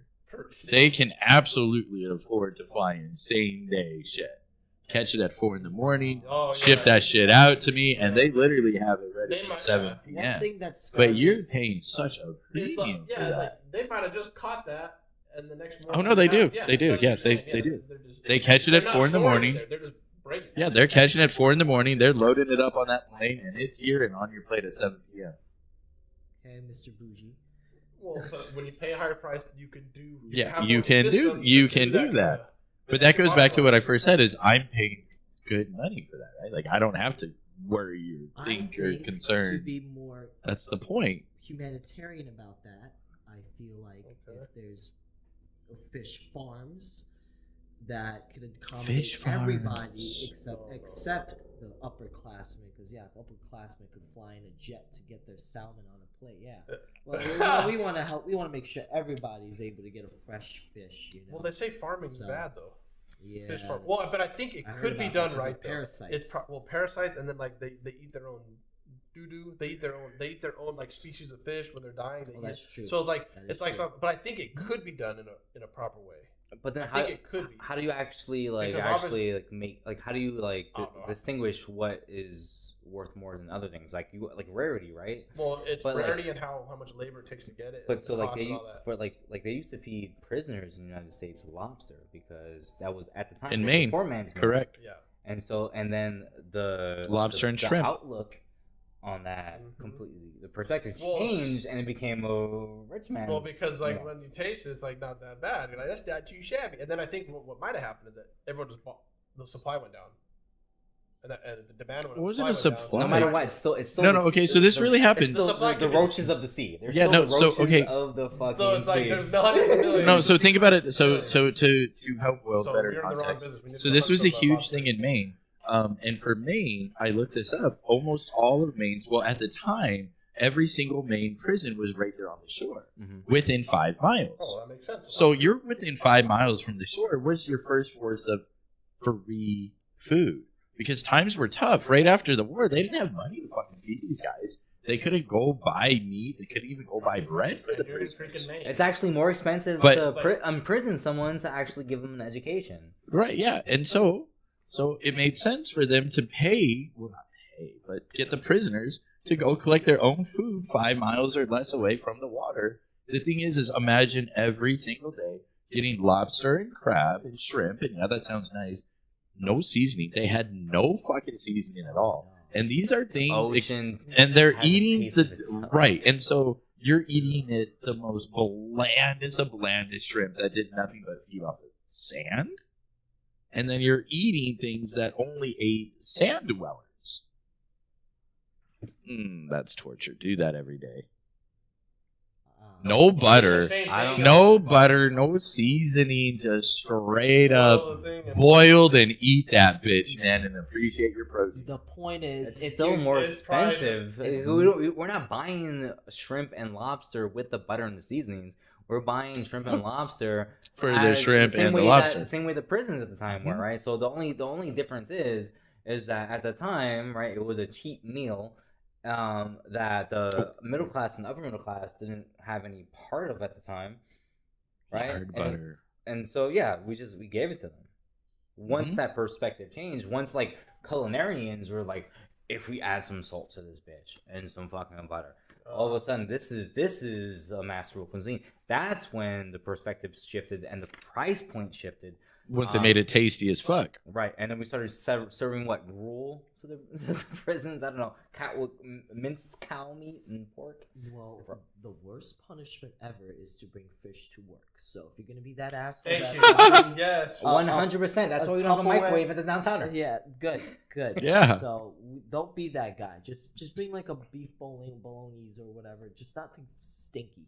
Okay, I hate that smell. Fish at work is very bad. Fish in the school is very bad. Okay, I'll tell you an embarrassing story. Yeah, I brought salmon And I'm like, well, I'm gonna cook this fish. I don't care. No, you didn't. Yeah, I did. Sure as heck. I put it in the microwave and No. And this was in college too. And then but they had their own like little room. So I was like, oh, I figured like, yeah, I'm gonna open the room. I don't really go to the whole freaking campus, dude. It was so bad. All the teachers were talking about it, but I was like the #1 student in the whole school, at least the top Fish 5. in the microwave. Yeah. Yes. But I thought That's the so high- fucked That up. was ironic, right? Like top Yeah, student but didn't walked it have up the whole floor. because it didn't have Yup. a basic. I mean, I would call it a type of mannerism. You know what I mean? That I was like, oh, okay. Etiquette, I'm not gonna worry. etiquette. It was a type of etiquette, yeah. You know, But it was like one specific thing in etiquette, like just don't do the fish. It's just not worth it. Yeah. And then I just heard one of the teachers didn't say anything, but he just laughed at it. He's like, yeah, someone's put the fish in here. And like, yeah, this guy was from Iran. He had an accent. He was awesome, Dr. Baha. He was a great doctor. It was like, And is my ex-wife around? And I'm sitting right in the front, like I'm right in front of him, and he's just like, looking at me like, oh yeah, he's like making a joke of the fish, and I'm just like, because everyone knows me. That's amazing. But then you didn't realize how bad it was until like, yeah, I opened that door. So after Vlad just said don't do that, you did that. Yeah. I worked at Subway, and there was always gonna be that one jerk. off Wait, you worked that's at like, Subway? I worked at Subway when I first came to Vegas, because I have to look American Yo, somehow. what one? Yeah. Sandwich artiste. The sandwich RDs. I love the job because the food privileges, whatever. The thing is, there's always gonna be that one guy that's like, "Hey, I want a tuna sandwich. Put it in the microwave." Huh? Put it in the microwave right now, sir. Oh, sir, no. Dude, at one point, I vomited. I had to go step into the room, like, in the sink. I was very hygienic. I was like, sir, I do apologize for that. He's like, it's okay. Finished up with the sandwich. I got cleared up, fixed the sandwich, and after that, I was like, I quit Subway. I was like, I'm never serving nobody tuna stinking sandwiches coming from the microwave that shares all smells of all the vegetables. Right, because it has Right. mayo as well, right? dude, that's And how are you supposed to do tuna? You just leave it cold, right? it's supposed normally- to be cold. Yes.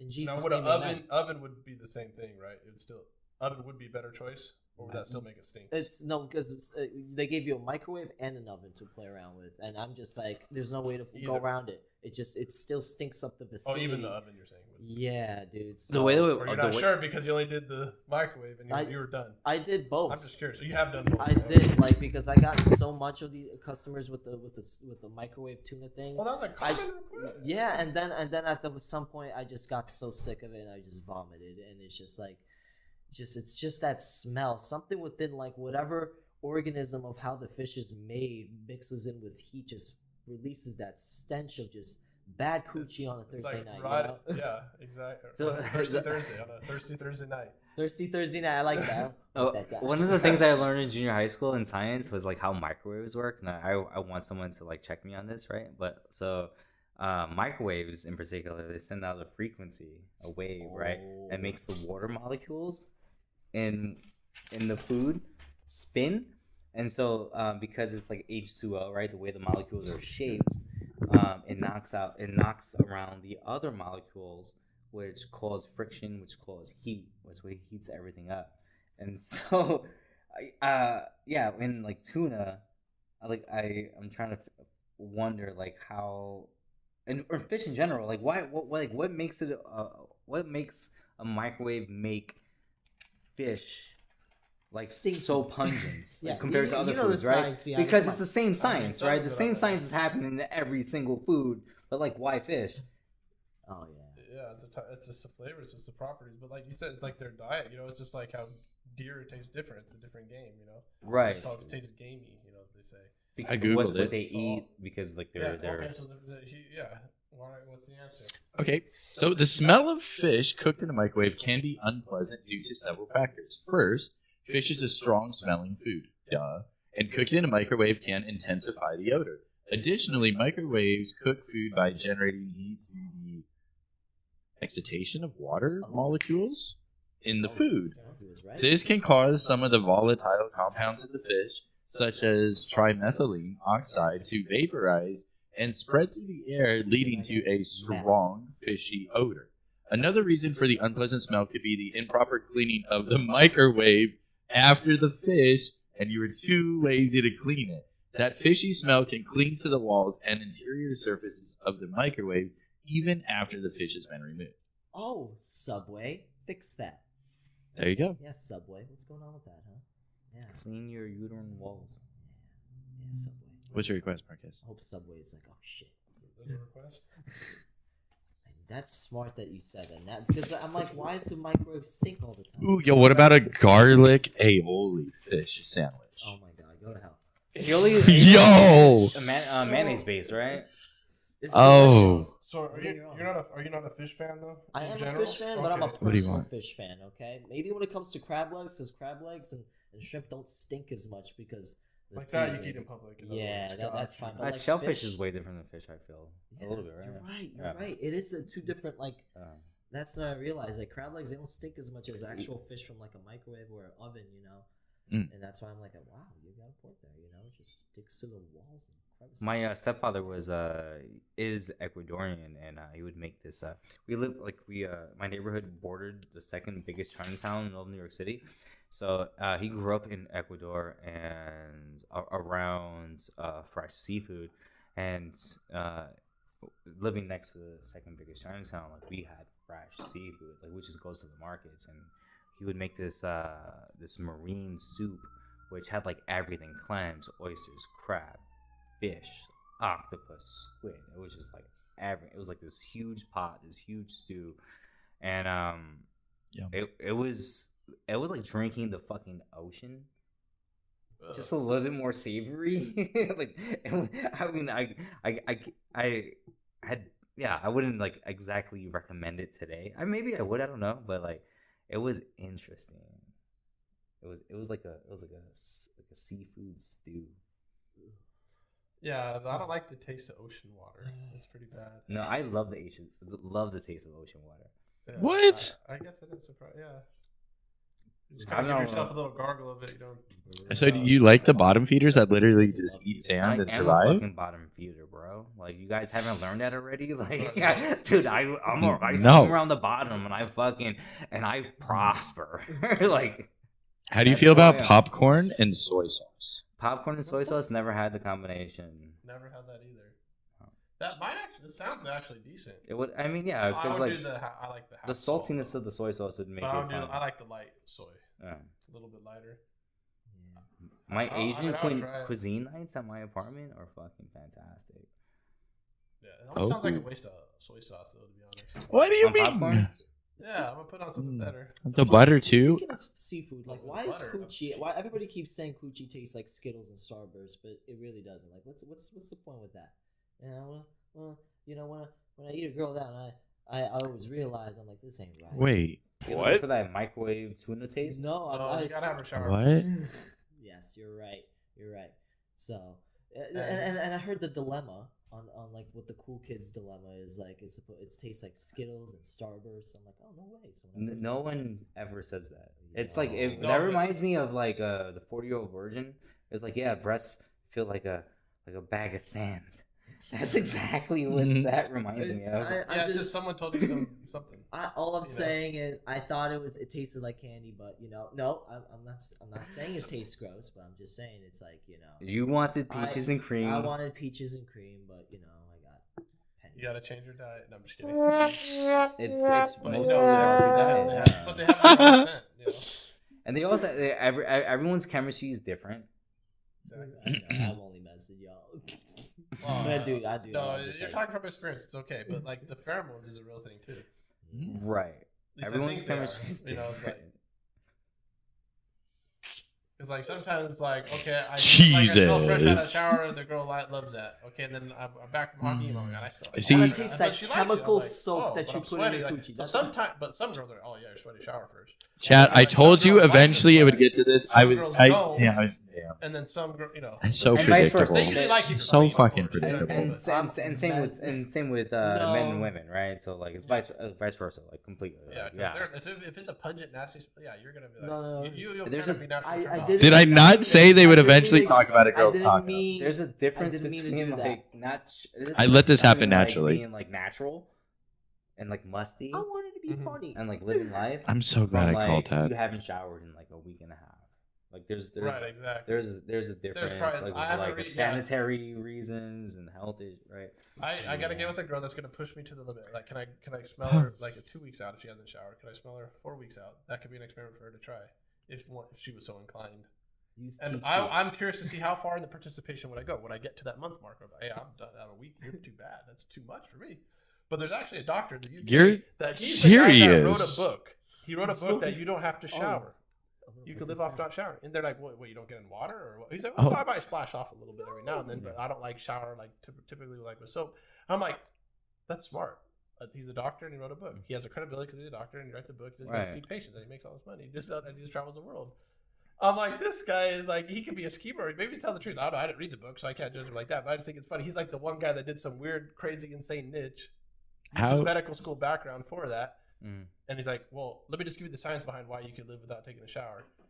You can definitely live. We see it all the time. Right? We definitely see it all the time in the streets. Like we come across people who haven't showered in 15 years, 20 years, and they're fine, right? Like maybe I mean, like there's like no disease that has that has been created from their fucking ass crack, but right? Well, I mean, they say the belly button has like 100 different like bacteria or whatever. It's like might be the tens of thousands. I don't know. I can't remember. No, it's the bacteria in your belly button is more unique than your fingerprints. Yeah. So like you can seriously like yeah. So out of like 10 trillion strains, yeah. So like people can live and succeed without shower. That's not the problem. It's just like so you gotta society. Please don't. Culturally, right? Yeah, you gotta culturally. It's smelling the woman's belly button is the most ecstatic experience you can have. Okay. Because because it's a scent you never smelled before. Unlikely. Now some bacteria smell, but it's going to be a unique bacterial scent that you haven't smelled before. You got to smell that belly button. Vlad, have you ever smelled a belly button? Yeah. No. Wait, am I the only one that hasn't smelled a girl's belly button? You haven't, bro? You're missing out. No, because when I wait, no, you three are actually serious. Hey, it's like hold on, you three are serious right now. I go through the It's like titties crazy. and I make my way down through the middle of the belly button, and my nose somehow gets in the way, and I'm like, yeah, ew, but it's okay. And then I go down. So you're driving by. You're not stopping. You're not stopping at the sign on the highway. Well, like, I mean, you're driving by. Wait. I feel like the belly button is the stop sign as you're going all the way down. That's what we're saying. Is this a detour? And then during the summer solstice, you pray to the. No, you guys aren't real right now. It actually is a detour, is what I'm saying. It is a detour. Like a lot of people just like, oh, it's just the eggs on the freeway. They kind of keep going by it, but no, like it's a nice detour. Get off, take a rest stop. Have a good time. the belly button. There's no part of the body that should be neglected. The belly so like button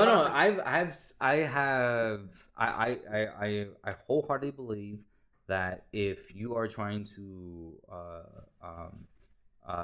have a sexual relationship with someone that you love and you want to explore them and you want them to explore you, there should be not a single crevice, an inch, a fucking centimeter, a fucking hole that you do not experience. Deeply, no, intimately. Right. And including the fucking goddamn belly button. Exactly. It's like my fourth favorite body part. Yeah, I'd say top You 10. freak. It's top 10. Oh my. But that's where it comes into like, I don't want to say special, but it's like okay, what are you kind of like more like? I mean, you're gonna have your things, but there's definitely a lot on the table. 100%. Not a follicle gone unmassaged. Yeah. Every inch, every crevice. Oh. And the biggest organ in the body is the skin, so I mean, there's a lot to cover. I mean, you'll be weeks like just exploring different. Oh, that's not an organ. Oh yeah, so we were all thinking about buttholes, huh? Yeah. Is that what's on your mind? No, I thought a butt was an organ, but never mind. I was just like, no. I mean, So we're talking about Will getting touched everywhere. Organs, bro. Wait. So we're talking about Will getting touched everywhere, and you have to think about his butt. That was your first No, thought. because he said That was your organ. really. That was your first thought. An organ? Is a butt an organ? I mean, you poop from it. I'm not googling that. I mean, That's where I draw the line. Yeah, I'm not googling that. No, I'm sure someone out there is doing the homework for you. The main They'll hole, send you of the course. DM on the Yeah. side. thank you, Michael. Yeah. And I was gonna say just about the fish thing. Sardines are amazing. Okay, I gotta eat some sardines. Get on the sardines. I'm Dude, telling you, they're the How do you eat with the bone? Let me give you 2-3 reasons why. Oh, the bone is so soft you chew it. Okay, it's nothing. It's like yeah. but The they're poop smells okay. funny. So you don't need to take fish pills. They have You DHA, eat the DHA. bone? So okay, as an example, tuna has EHA and DHA. Okay, but sardines is 14 times more EHA and 16 times the DHA. And I could have the number switched, but that's about it's 14 to 16x on each element that you need on the chemical. Like why you're taking these pills. So if you eat 1 can of sardines, it's like you just ate like 16 cans of tuna. As far as that, but tuna also has mercury in it, so you don't want to. Oh, damn. Tuna. Tuna, you for real? you want to make sure it's not farm. And sometimes Never dolphin. do not get farm raised ever. But the Okay. sun-kissed ones, are those safe?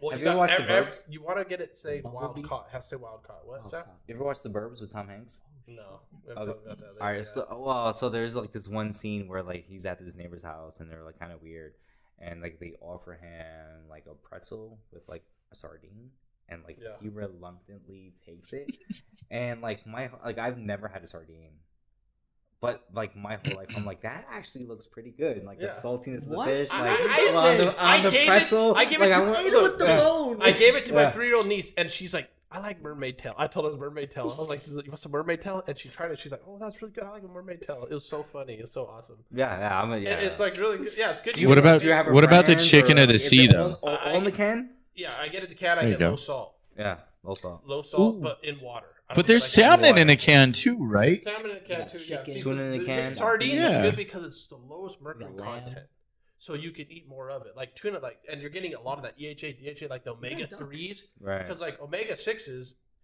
is good too. But the thing is, we're always in abundance of it because in red Now I'm meat, hungry. It's I in used to chicken, take it's fish in- oil. Yeah, it's in all. supplements, So it's like the opposite is like you want more omega 3s, and that's why you want to eat sardines. Is just like the easiest and get now. If you don't like fish, just take fish pills. Like Which I do. it's not that hard. Yeah, I tell exactly. you, It's not that shit's hard. Smart. I love it. Just take the fish pills and be done with it. You know what I mean?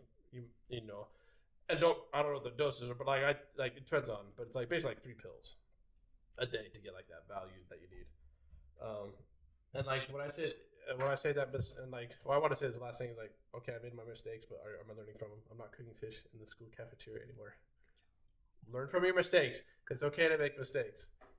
And even as you're older, because maybe you didn't have to solve that problem, or nobody knew how to tell you in the right proper way that hey, you're doing this socially awkward thing or this etiquette thing. You know, I still like. Let me ask you a question, Vlad. If you have a steak in front of you, you have a fork and a knife. Okay. Okay. All right. And do you cut? Which hand do you cut with? Okay. So I So, put yeah, my that's fork down So you put the fork down. to hold the meat in place, and I do my little finger thing. I put my finger onto the sharp edge, almost the sharp edge on the top of the knife, and I just proceed to cut it Okay. with the pressure added from my little finger Okay. here. Uh huh. And then, So are you right-handed though? I have no idea. Okay. What hand do you write so with? yeah, actually, that's Try with unique because a lot of I'm gonna people. try that with my other hand though. I You're can't cutting do it with your right hand though, Okay, right? so let me try That's what you're doing, Well, ooh, or do yeah, you I cut it can't with your do left that. hand? The first one is the right The one. way you just told us. Yeah, Yeah, that yeah, one- that one's obviously, better. because that's your. So I'm similar to that. Like I don't switch hands. A lot of people don't switch hands actually. So if they're right-handed, they'll get a fork and they'll cut with their right hand, and then they put the knife down and they grab like the fork with their right hand and eat it. Some people say that's etiquette. That's jail time. What? So No, that's just being funny. I'm actually, Wait, I'm what? actually like, Wait, what? ambidextrous, What? Like accident, right? Because I'm like partially blind in my right eye. Oh. So I throw and catch equally with both hands. But anything like that comes God. like when it comes to like depth perception, I favor my left. Like I shoot with my left, I shoot pool with my left, I see. right? Oh. And so Weird. I see. so I also like eat with my left. But then sometimes like I also eat with my right, and so sometimes I forget. Like I'll literally stare down at my plate and the fork, Right. and I'll pick up and I'll start eating my right, and I'm like, wait, is this right? Oh. And then like no, You it's like saucy. I typically eat with my left. I kind of switch. Oh, I see. Yeah. So you're not switching hands or doing the whole cutting thing. You're just gonna cut with one hand and eat with the other hand. Kinda Yeah. like how you No, said. yeah. So I cut with my right and still eat with my left. Okay, yeah. Mhm. See, so that's what I do. I just do the opposite. I cut with my left, eat with my right. But Mm. I guess like the etiquette is actually the switches. But a lot of us aren't even doing that etiquette then. No, of course. Yeah, I So- but- cut it but and that's what I'm saying. Like I cut it and then because I did it the same way Vlad does. And so my fork, I will cut it perfectly so my fork will have just enough so that I can scarf that bitch and throw it in my mouth. And the quickest I can get that fork right back into that goddamn meat, I'm fucking back in that meat and I'm cutting. And the second that piece of meat is cut off, I'm in my mouth. So we don't got no time to be Nah, fuck Put it on no, fork, grab it man. with the other hand. But that's like the etiquette way, actually. So that's funny that we're all. But I'm saying, like, to correct someone on that, one, they'd have to believe like I maybe did something wrong.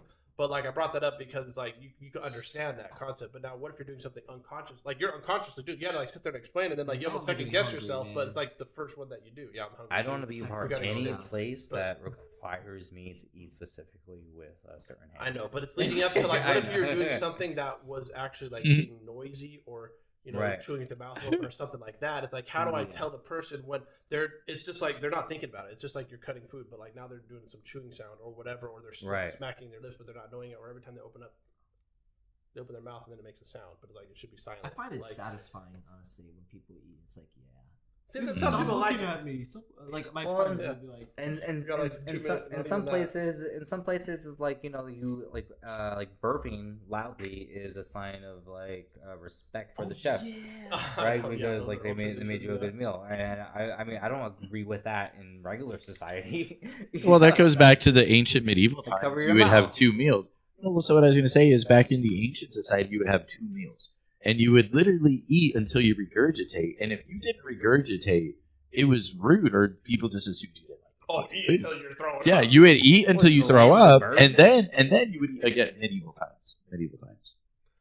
That's That was the land standard. of the plenty of Buddyz. That was But the all- standard. If you were the rich plushy hanging out at the king's place, you would literally eat and drink until you throw up, and then you would eat again. There'd be two dinners in one. And there's some culture out there today. The bigger you are, the more wealthy you are. Because they look at that like that's a good status. That was a sign of wealth back in the Yeah. day. No, even right now. there's It still countries- is. It still is in a lot of countries. Yeah, in the Tongan country. Well, yeah, well, Is one of not. I mean, they're not completely modernized. Well, Yeah, well, we didn't say that. Well, I mean, they are, but they're it's a culture thing though. So Right.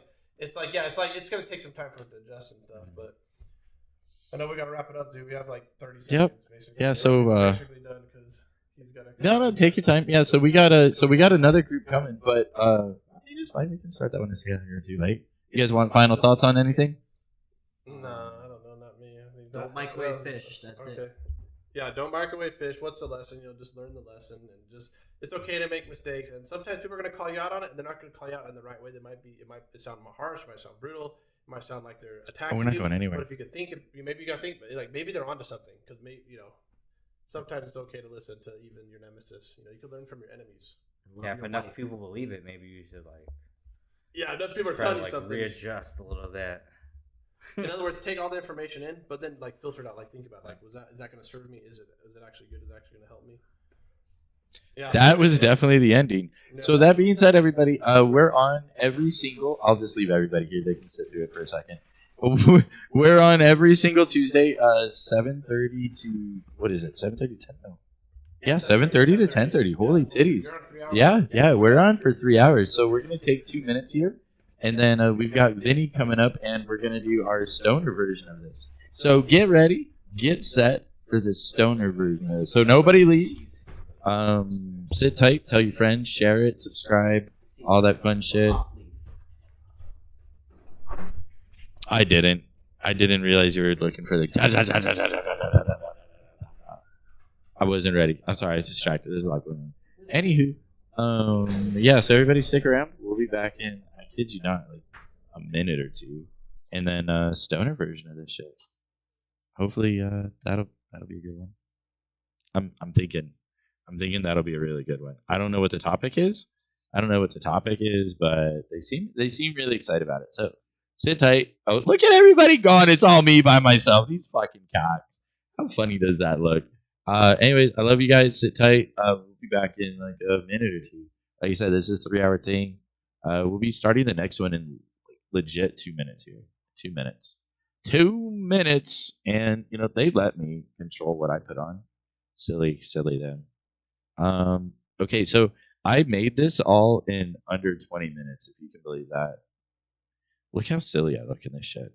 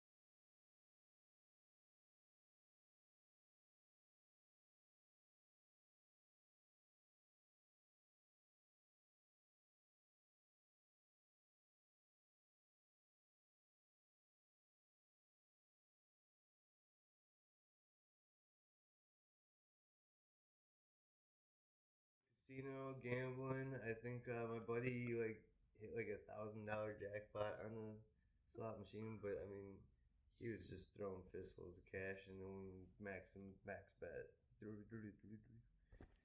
That's one way to pay the Las Vegas community.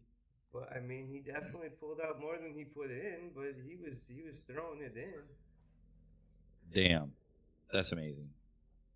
Oh, sorry, you guys over there. Yeah, we fixed the volume. Yeah, so just that's probably my most epic like stoner story, like smoking a blunt in places that not that very many people get to experience. That's actually pretty cool. So Well, I feel like in that one, that's more just the moment, right? Because, I mean, Yeah. I'm sure people get smoking that, yeah, sure, but it's who it was with or the time or the night. and I was there with good buddies too, So it's a good buddies. Well, no not matter every what. not every Yeah. famous person is a piece of shit. No, yeah, they were great guys. Great guys. A lot of fun to hang out with. I mean, they got me high too, so it was fun. There you go. A free high is a good high. What's your best high, Mr. Purple Panda? Ooh. Ooh, shit.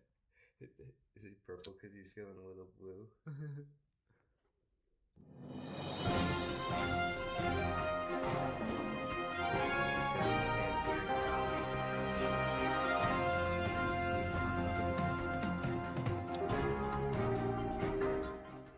Okay. So I feel like I lived a pretty straight edge life. I didn't try marijuana until I was 25. It was my 25th birthday. I was more or less peer pressured into it. I did it willingly, but I didn't really want to, if that makes any sense. And so I was at my best friend's house, and we were in his backyard, and it was him, his whole family, everybody. And his mom more or less talked me into it. And so I took a rip, and it was like a little baby rip. I'm like,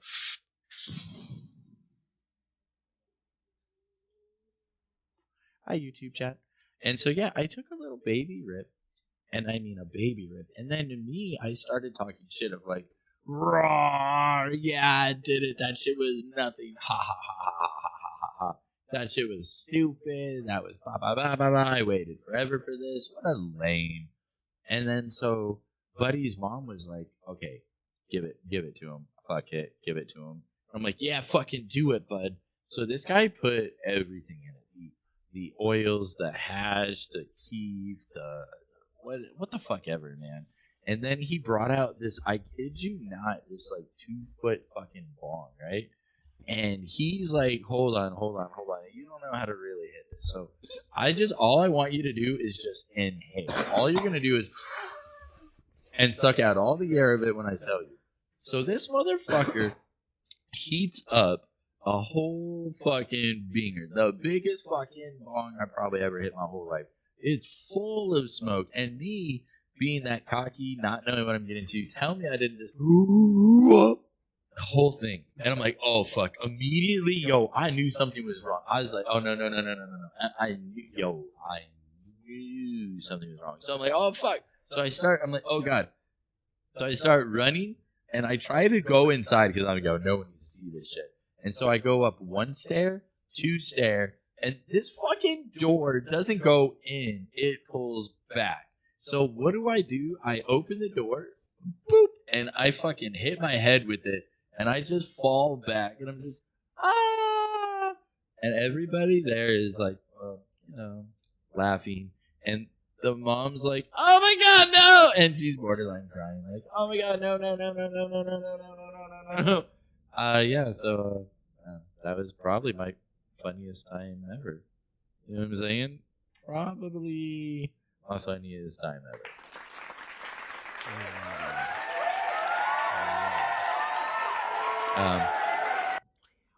Hard to top that story. Ooh, well, I did get to watch my little brother, and if you're watching Little Brother, I'm sorry. Whatever. Great story.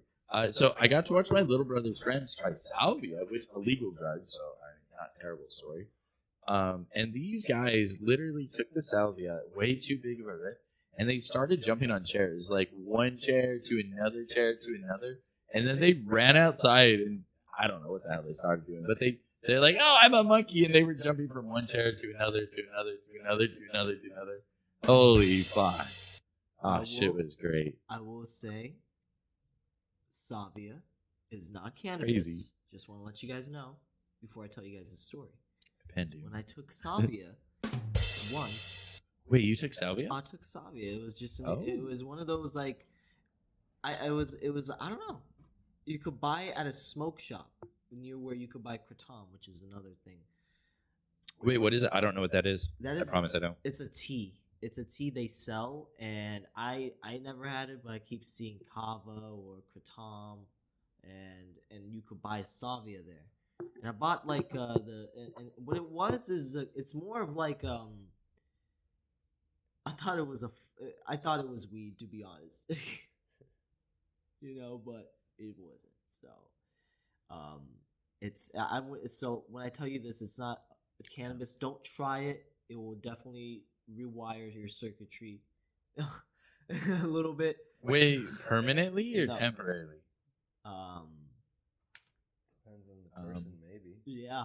So Yeah? You gotta know what kind of person you are. It takes you Before- on a trip. It takes you on a trip, and it's, Maybe some people don't come back. From I tea? laughed my ass off. So that's What? what happened. That was my From the tea? No, people smoke it. yeah. Y'all are wild. No. You smoke tea? Yeah, it's not. It's Well- legal, which is weirdly enough, it's classified as a tea substance, and they're selling it as leaves. You could buy it at that Harley. Yeah, they sell it as a tea, I guess, apparently. Yeah. But that's not what the intended purpose is when people buy it. Oh, shit. Yeah. Okay. So, and Okay. I'm just that's one thing. I can't tell you which smoke shop it is because it's a lot of them, and you can buy it everywhere in Vegas. So, but I wouldn't dabble with it. Stick to weed. Go to your Stick- local, I go to your wouldn't do local it. I've dispensary. had weird, interesting times on it. I've had bad times on it. The first time, I'll tell you about the first time I did. The first salvia. time? The first time I did salvia. It was in the car in the parking lot outside the dorm at the college I was going to at the time. I'm in the middle seat. At the Middle seat time. is the back seat, the bitch seat. I'm in the bitch seat. Oh, is that what I'm in right now? Because I'm in the middle. Yeah, kind of. Fuck you, too. Fuck you both. What? It's okay. And anyways, Made him laugh. so I'm sitting there just all scrunched up, and I'm just sitting there, and I hit it.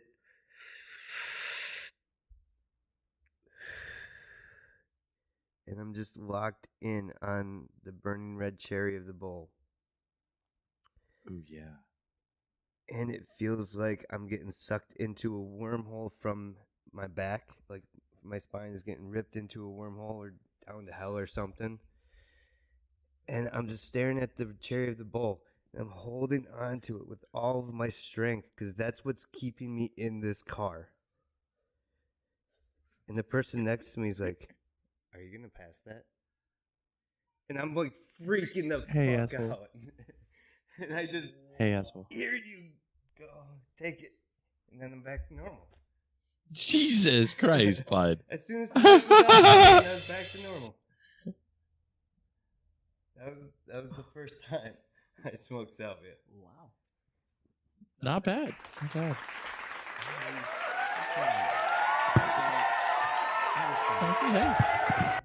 Enjoy your weed. Get you some good food. You know, put a cookie in your McDonald's burger. Trust me, it's the best thing ever. Nice. You know, and dip a fry in your dip a fry in your frosty. Oh, yeah, you like fries in your frosty? Fries in a frosty. I'm sorry, it's just you can't just. I'm a child with a credit card. Oh. Oh, this could be fun. You're a child with a credit card. Oh! What are we trying to buy with this said credit card? What? Wait, what? What? Wait, what? Where were we going with that? Nowhere. Wait, wait, What? I'm just. wait. What? I'm just. I just like mixing food combinations because it's What? ranch and pizza, bro. Jesus criminy. The buffalo chicken rollers with mayonnaise and relish, bro. I'm a freak, bro. Mustard on a hot dog with no ketchup. Are you like describing your like favorite mustard food? Hold on, I have the. Who hurt you? Who hurt you?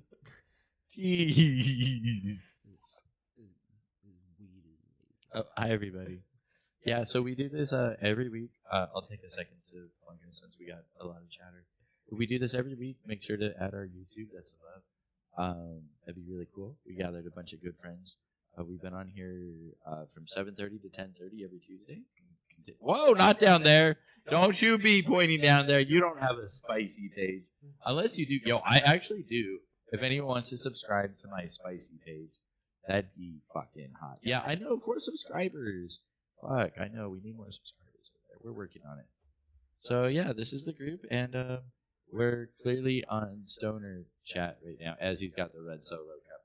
Yo, you bring 3 fucking accounts in, and I'll grab your ass whenever you come to Vegas. So, anywho, what is the next topic, gentlemen? What would you like to type up? So, if we get cut off, What? add the YouTube. Tell us about your first time smoking salvia. That was my. Wait, we already talked about it. Did I just Yeah. go backwards in time? Yes, you did. Yeah. Okay. Are you okay? Wait. What? You need more solo cup So juice. yeah, I went through that wormhole again in my psychological. Oh, there. He's gonna take a. There. Jesus. Well, as we're talking about smoking now. What? Wait. What? But I sometimes take it to whenever I want to feel free. I'll just have a joint in my one hand and my e-bike or my electric skateboard. I don't condone it. So you Wear drink helmets. and drive? No, because I am considerate. Thank you, Penny. I'm very careful when I'm stonering and riding my electric skateboard. Okay. The thing is, it's if I know that I am capable of able to just maintain proper momentum and road safety, have a helmet on, and then I'm just chilling. And I don't really. And that's So wait. So hold on. So you're justifying on camera getting high as fuck and then using a motorized scooter. I don't condone it. Viewer discretion is advised. Viewer discretion. I am a creator of said products. So I'm a am creator only- too. If I ever only nut in a girl and justify she that for creates a myself, kid. but I don't condone using it, okay? Because I already mastered my way of building the product. I know how my product works. So when I could Look at smoke, this. I could smoke a little bit of weed and go 35 miles per hour on the road. You can't. Oh no. Yo, No. don't do it. Don't do it. But go 35 miles and smoke and get It's high. 20 miles. I was joking. 20 I miles. was joking. I would never. That was a meme. That being said, Mm. Me. Thank you for the shout out. Hi, Vinny. favorite Thank you. place. My favorite Hi. place Hey, to guys. get high. Favorite? Oh, Jesus. Wait. Hold on. We're gonna. Fuck it.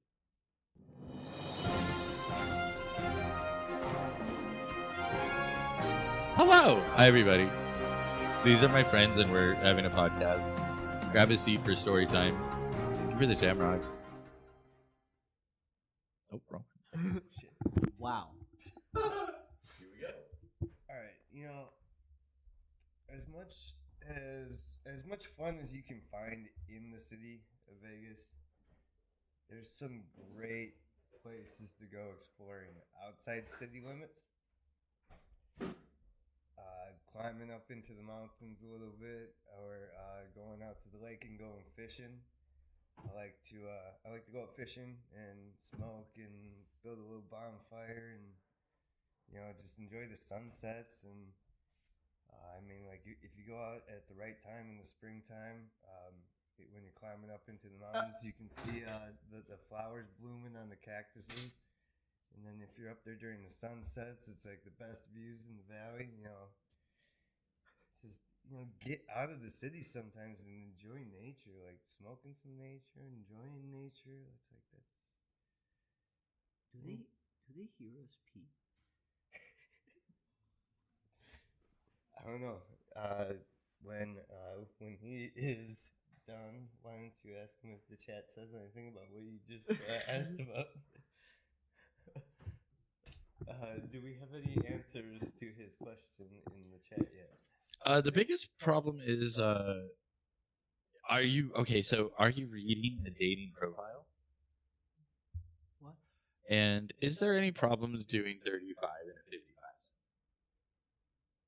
No. No, if you are in a well-congested road, then you don't do it. But if you live in an area where there's like nice pavement and a nice direction for bike flows, you get a general understanding of how like there's a road accommodation for your PEV, and it just makes it easier because it's you get to control it, and as long as you have control for minimal sense, you're good.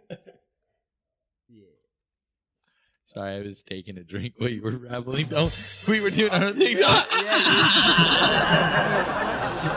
I'm sorry. He offered me the red cup, and I just, It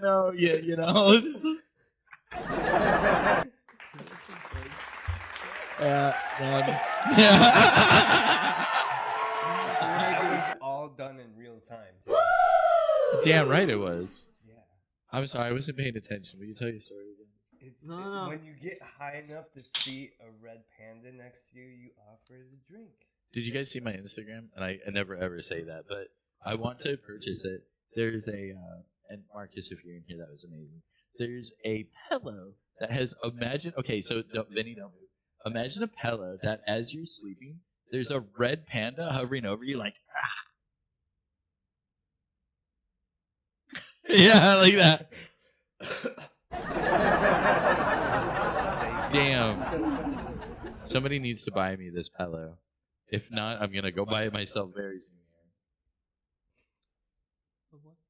What? What? It's a red panda on your pillow. Yes. Pillow. Pillow? Hold on, say pillow. Pillow. Pillow. Pillow? How do you say pillow? Hold on, chat. How do you say pillow? With his pillow? Yeah. Oh, fuck it. Never mind. Anyways. I'm gonna get food after this, y'all. What are y'all doing? Are you kidding me? Anybody want to buy us dinner later? Whoa, we don't ask these questions. What the fucking titties? We don't ask those these. people over there. We don't ask them to buy you dinner. Those people. Who hurt you? Okay, let's ask a better one. Why? Okay, so Vegas. Why marijuana over cocaine? Why would they allow a downer instead of an upper in Vegas to be legal first? Because you gotta be a product of society. You on YouTube? Can someone clip that? Can we get a timestamp on that? I want to clip on that too. For later, if somebody on the YouTube could clip the time on that, I would like to clip that for later. I know what the fuck that was, but it's so nice being live. Yeah, there you go. Come on, Walt. Seriously? So we. Vinny was supposed to fart again or something. I don't know. What? Huh? I'm so sorry, you guys. Vinny, you want to take over here? Vinny. Where did this go? He lost me at his like. Pill? Pell? Okay, hold on. Okay. I'll embrace you, YouTube chat. Pill? Okay, pill? O or Pell? Like a pellet gun. Like Pell-O. Pillow. Pello. It sounds adorable. Is it pill? O or Pell? Pello. Pillow. Jesus Christ. Pillow. Well, hi everybody. Yes. It's great that these guys are getting comfortable on the camera, though. Great. Do you guys need help? Do you need a question to keep it going? Yes, please. Please, really? Neither of you a single No. question? The two biggest stoners in the world? No We had questions? We did, but we just. Did you guys prepare? Did you zip through Yeah. everything? See, this is what happens when you don't tell me what's going on. Yeah, now I feel okay. Wait. We didn't. We Do we forgot have the a silly question bus. from the audience? Any questions? Do you really want the questions? Yeah. I want the most And I nastiest quote, one. and What the I fuck is wrong quote with those because there's people watching. Let's not forget we're live. I want the And I quote. Forgive me, I don't believe in anything he's about to say. And I quote. Oh, here we go. Pandoon says, "I wonder if they will be comfy playing gay chicken with me." I think he is. Yo, that's. Wait. What? Wait. What? So Yo, What? That's fucked up. That shit. Oh man. so that's a no. So that's a yes. What? Wait. No. What? What? I What? know your sneaky plan. He wants to whisper in your ear. How do you feel? No. What? Alright, I'm done. Okay. Anywho, as we go on with this, Oh, where would you want to smoke in Vegas? What's your ideal dream location to smoke at in Vegas? In my condo, all the way on the top of the Aria Hotel. with who? Famous celebrity. Who? Alright, yeah. Please elaborate. Oh yeah. Let me see. Yo, location and with who? Celebrity. Oh Okay. wow. Not a normie. All right, Not a normie, a celebrity. Ready to go. I would Me say too. Katy Perry, but she's like in her 40s. What's wrong with in her 40s? Damn, pending your old 40s. Ah, let me see. Huh. Let me see. And we know her, let her know. I'll hang out with her. Roll it up. Huh. That's a good question, dude. Huh. Wow. Huh. You know what? I don't know yet. I really don't. That is a very good question. Wow. Think about it. Like, You so, said- you said you knew what you Oh, wanted. absolutely. So, the second tallest building. So, the Stratosphere is the tallest building in Las Vegas. The tallest building right now is the Fontainebleau in Las Vegas. And as you notice, the construction actually is complete for all the suites on the very top level. One of the owners is actually living up there. There's a few rooms completed. So I would love to be in the second tallest building in all of Vegas, and I would take Taylor Swift. Because you know what? If you get a day with Taylor Swift, I'm getting a fucking story. I'm getting a song written about me. Goddamn. Let's fucking go, man. So that's where and with who, absolutely. Well, there you go. How about you, Vinny? Rock and roll legend. Randy Probably Jackson. Oasis, I Bendu. mean, I kind of expected more from both of you. Wow. Well, you get to pick somebody, and Yeah. I would like to get inebriated, but also So- smash. so- Okay, so whoever you're gonna pick, so- by the way, whoever you're gonna pick, are they gonna write a song that's gonna be a platinum fucking hit? Because if I smash Tay Tay and break up with her, I'm fucking gonna be on her fucking platinum label, bud. I mean, I guess the person that I would like to smoke with in an ideal dream location is a musician as well. So he could write a song about it. That'd be kind of pretty goddamn epic. You want a dude to write a song about you? Well, I mean, he's not really. Don't interrupt, man. Just chill, dude. Listen. It was Lebowski Day yesterday. So, you know how they have that pirate ship at Treasure Island? Yes. I want to smoke a fat ass blunt up in that crow's nest with Johnny Depp dressed as fucking Jack Sparrow. Get you in. And we're fucking yelling down at the fucking tourists as we're getting fucking ripped as fuck. Oh, I got the charger. That's I dream bigger, guys. Come on. I stand by what I said. I'll take Tay all day. That is But, beautiful, yeah. though. That is so beautiful. I like it. And with a good one. Okay, now would you record it and put it on the Tiki-Taki, or would you do it just for you? Ooh, would you do it for clout or your own personal entertainment? If I ever got to do it a second time, Second If time? I ever got to do it a second time, I'd cloud it up. But the first time for you? I would live in the moment. Fuck. Okay, that's a. The first time would be for me. That's my moment. If I got a second chance, I'd cloud it up. I'd cloud it the fuck up. That's so goddamn beautiful. So goddamn beautiful. Okay, so let's go on a really random one. And so Glad you got let's a not. story to Okay. tell while I No, think of- wait. No, I got a good one. So let's go with what do you think? Because Vegas and weed shit. Why not? And maybe we'll have to edit the hashtags. What do you think is the most practical dispensary to go to as far as money goes? And also, what do you think the best is as far as money's not an issue? Money's not an issue, but you want good shit and you don't care about the cost, but you also want a good experience. So, what is the best overall Vegas experience dispensary? And then, what is the best bang for your buck? Oh my goodness! I'm about before y'all steal this one from me. This is my favorite. I referred you guys to this. Oasis. I referred you guys to this amazing dispensary. FYI XYZ. This amazing dispensary in the whole world is called Oasis because they actually have good prices on their weed. Ooh, purple and gold. Yeah. So I like that, and they're very convenient, and they have like a little snack shop, smoke shop right next door, so it's really convenient. And yeah, they have a really nice assortment of cannabis products, and they tailor to residents of the great state of Nevada really well. So I'm really happy about that.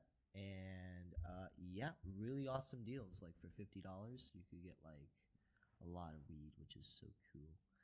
And really nice, delicious edibles. Like the edibles are like top grade. Stizzy, the popular Stizzies. Yeah, they have that there too. So they have all. You like edibles? I don't like edibles. No, because edibles hit completely different compared to smoking cannabis. So I just like to just experience more of like a smoke high. It's more of like a oral fixation because I do like cigarettes once in a while. So smoking weed is just for me better. I feel like it just gets in my system. I'm able to find my inner chocolate. Did you say find your inner chocolate? Chocolate. Chocolate. We're talking about steaks and chocolate. Hey, I didn't want to watch the replay. I just wanted to find out. Sorry. I know. Same question. So, best experience, best buying experience? Absolutely. Alright. So, today, in the mail, I got my agent card. So, whatever dispensary does hire me, Best answer. There you go, everybody. is going to have the best He's buying gonna work. experience in Las Vegas. He's like, hold on. Wait. He's like, hold on. Ask me tomorrow. Hold Yeah. on. We can't. No. My interview's tomorrow, so yeah, ask me tomorrow where Hell the best yeah. place is at, and I'll plug it up. Oh, yo. There we go. You have the new legal plug, everybody. A new. I don't even know how I feel about that because we joked about plugs earlier, but the idea that like you're gonna be a legal plug, right? Like you could literally be like, yeah, come on my work, I'll hook you up, bro. Get you a discount. What the fuck? Like, you're gonna give me a first-time discount? I mean, customers I'm get not a saying. free eighth. Come on down and get Damn. a free eighth. This But fucking you got to guy. do a purchase, He's already so let's get telling you us some on pre-rolls or it. something. He's already telling us on it. Well, we've kind of left this to be a shit show as always. I don't know. We got about 5 minutes left, so before we normally end it. What? Okay, so I like Will's thing on it. In this case, if you could talk to, let's say, your 13-year-old self about marijuana, what advice would you give your 13-year-old self about marijuana? Oh. If you could go back in time right now and talk to yourself a day after your 13th, the first day of being a teenager, what advice, what conversation would you bring up? How would you approach that? What would you say to your younger self when you're 13 and the subject Don't is do it. marijuana? Wait till you're 21. Wait till you're. I'm gonna no. If I'll be like, yo, no. Listen, you and I waited before I started to smoke my first weed. Okay, I waited till I was 18. I should have waited till I was 21, but granted, school was hard. So yeah, I would tell my younger self like, hey, the world is gonna be a lot harder for a lot of individuals. You are just in the brink of it. Okay. So this plant is a great way for you to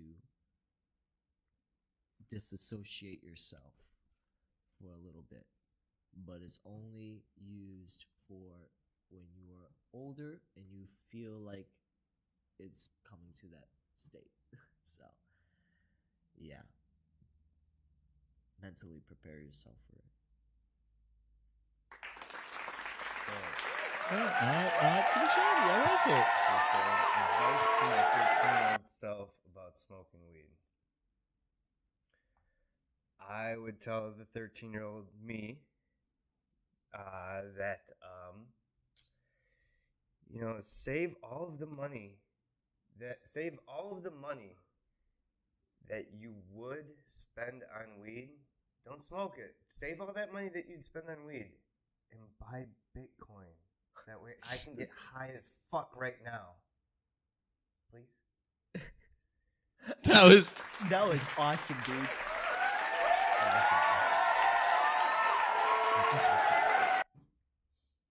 well. Okay, so I guess I got to answer the same question. Yeah. I thought about it for a minute. I did. I thought about it, and No, so it you- goes back to no. Well, so hold on. Let me finish. My You turn. get My over turn. here. My turn. Like a good Hey, nah, you all got zoomed in on. I get my own moment to zoom in on. All right. And so that being said, I didn't try marijuana until I was 25. I grew up very strict, very Catholic, but I did grow up strict.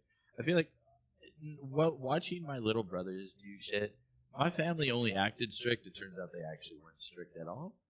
I pretty much could have done anything, got away with it. But they made me believe as the oldest child that it was all bad, or I was going to hell, or the devil, or I wouldn't make my parents proud, or all of the above, right?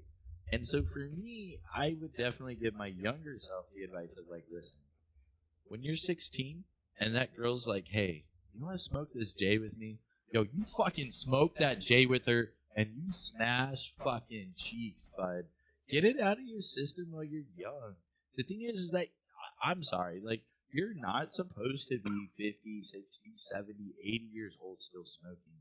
Weed is supposed to be something you do when you're young. It's supposed to be a high school, college thing, and then that's it. That's it. But if moderation, right? But so if you don't experience life or try things, how are you going to understand or see someone's experience or see their side? And so I feel like trying something that doesn't actually ruin my brain cells or doesn't melt my brain, something I probably should have tried sooner. And then, I think that'd be better for everybody. You try it, you get it out of the way, and I think that goes with everything in life, to leave it on the final thought there. I think the stupid shit should be done while you're young and dumb and can actually use oh, I'm so sorry, I didn't know better, because everybody knows, like, fuck, you're 13, you're 15, you're 16. Like, yeah, you're dumb as fuck.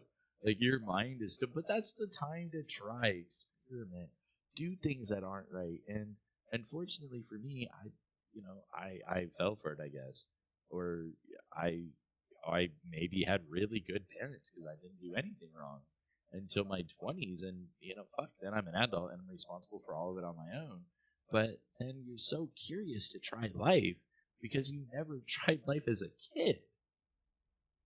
And so my advice to me would be, bro, try all of that shit, do all of it before you're out of high school, say sorry, own it, use it as life experience. In the second year in college, fuck a bunch of bitches, smoke a bunch of beer, and if they want to smoke weed. And then after that, yo, get a fucking good-ass job and live a normal life. Drugs are bad, okay?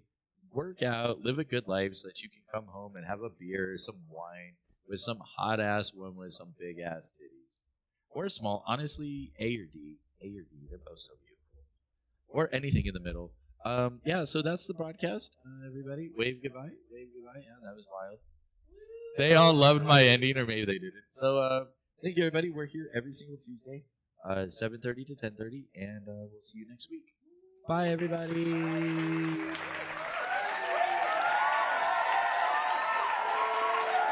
Well, thank you for hanging out, you guys. I love you guys. Make sure to add my YouTube, please. And press the like button. Holy fucking titties. Press the goddamn like button. No. I do hear the echo, and I don't know what to say other than their microphones are just so goddamn good. Their microphones are just so goddamn good. I don't even know what to do about that. Yeah, so I'll see you all next week. Thank you so much for hanging out with me. I love you all. Stay blessed. You know what? Fuck it. They allow me time on here. I'm just gonna say, God bless each and every one of you. Thank you for hanging out with me. I hope you all have a great day, and I'll see you next week. Same time, same channel. Ooh, I've been playing a bunch, and because this is their fault, they let me rabble. I've been playing a bunch of Genshin Impact. If y'all want to watch me play an anime game later, I'm absolutely gonna be fucking shit up on that anime game later. I think we're about to go get sushi. And then I'm going to go get beers, and I'll be back live on all the channels I'm on right now. And I'm literally going to get sushi and then get drunk and play this awesome Genshin game. So hopefully y'all come back and watch me play video games. If not, it's okay. I love you. Make sure to come back every Tuesday. And seriously, it's for real. I love you. If you could add the DTLV Good Buddies YouTube and subscribe to it, you'd make me so happy. But thank you for watching me wherever you watch me from. I love you guys, and I'll see you next week. Bye.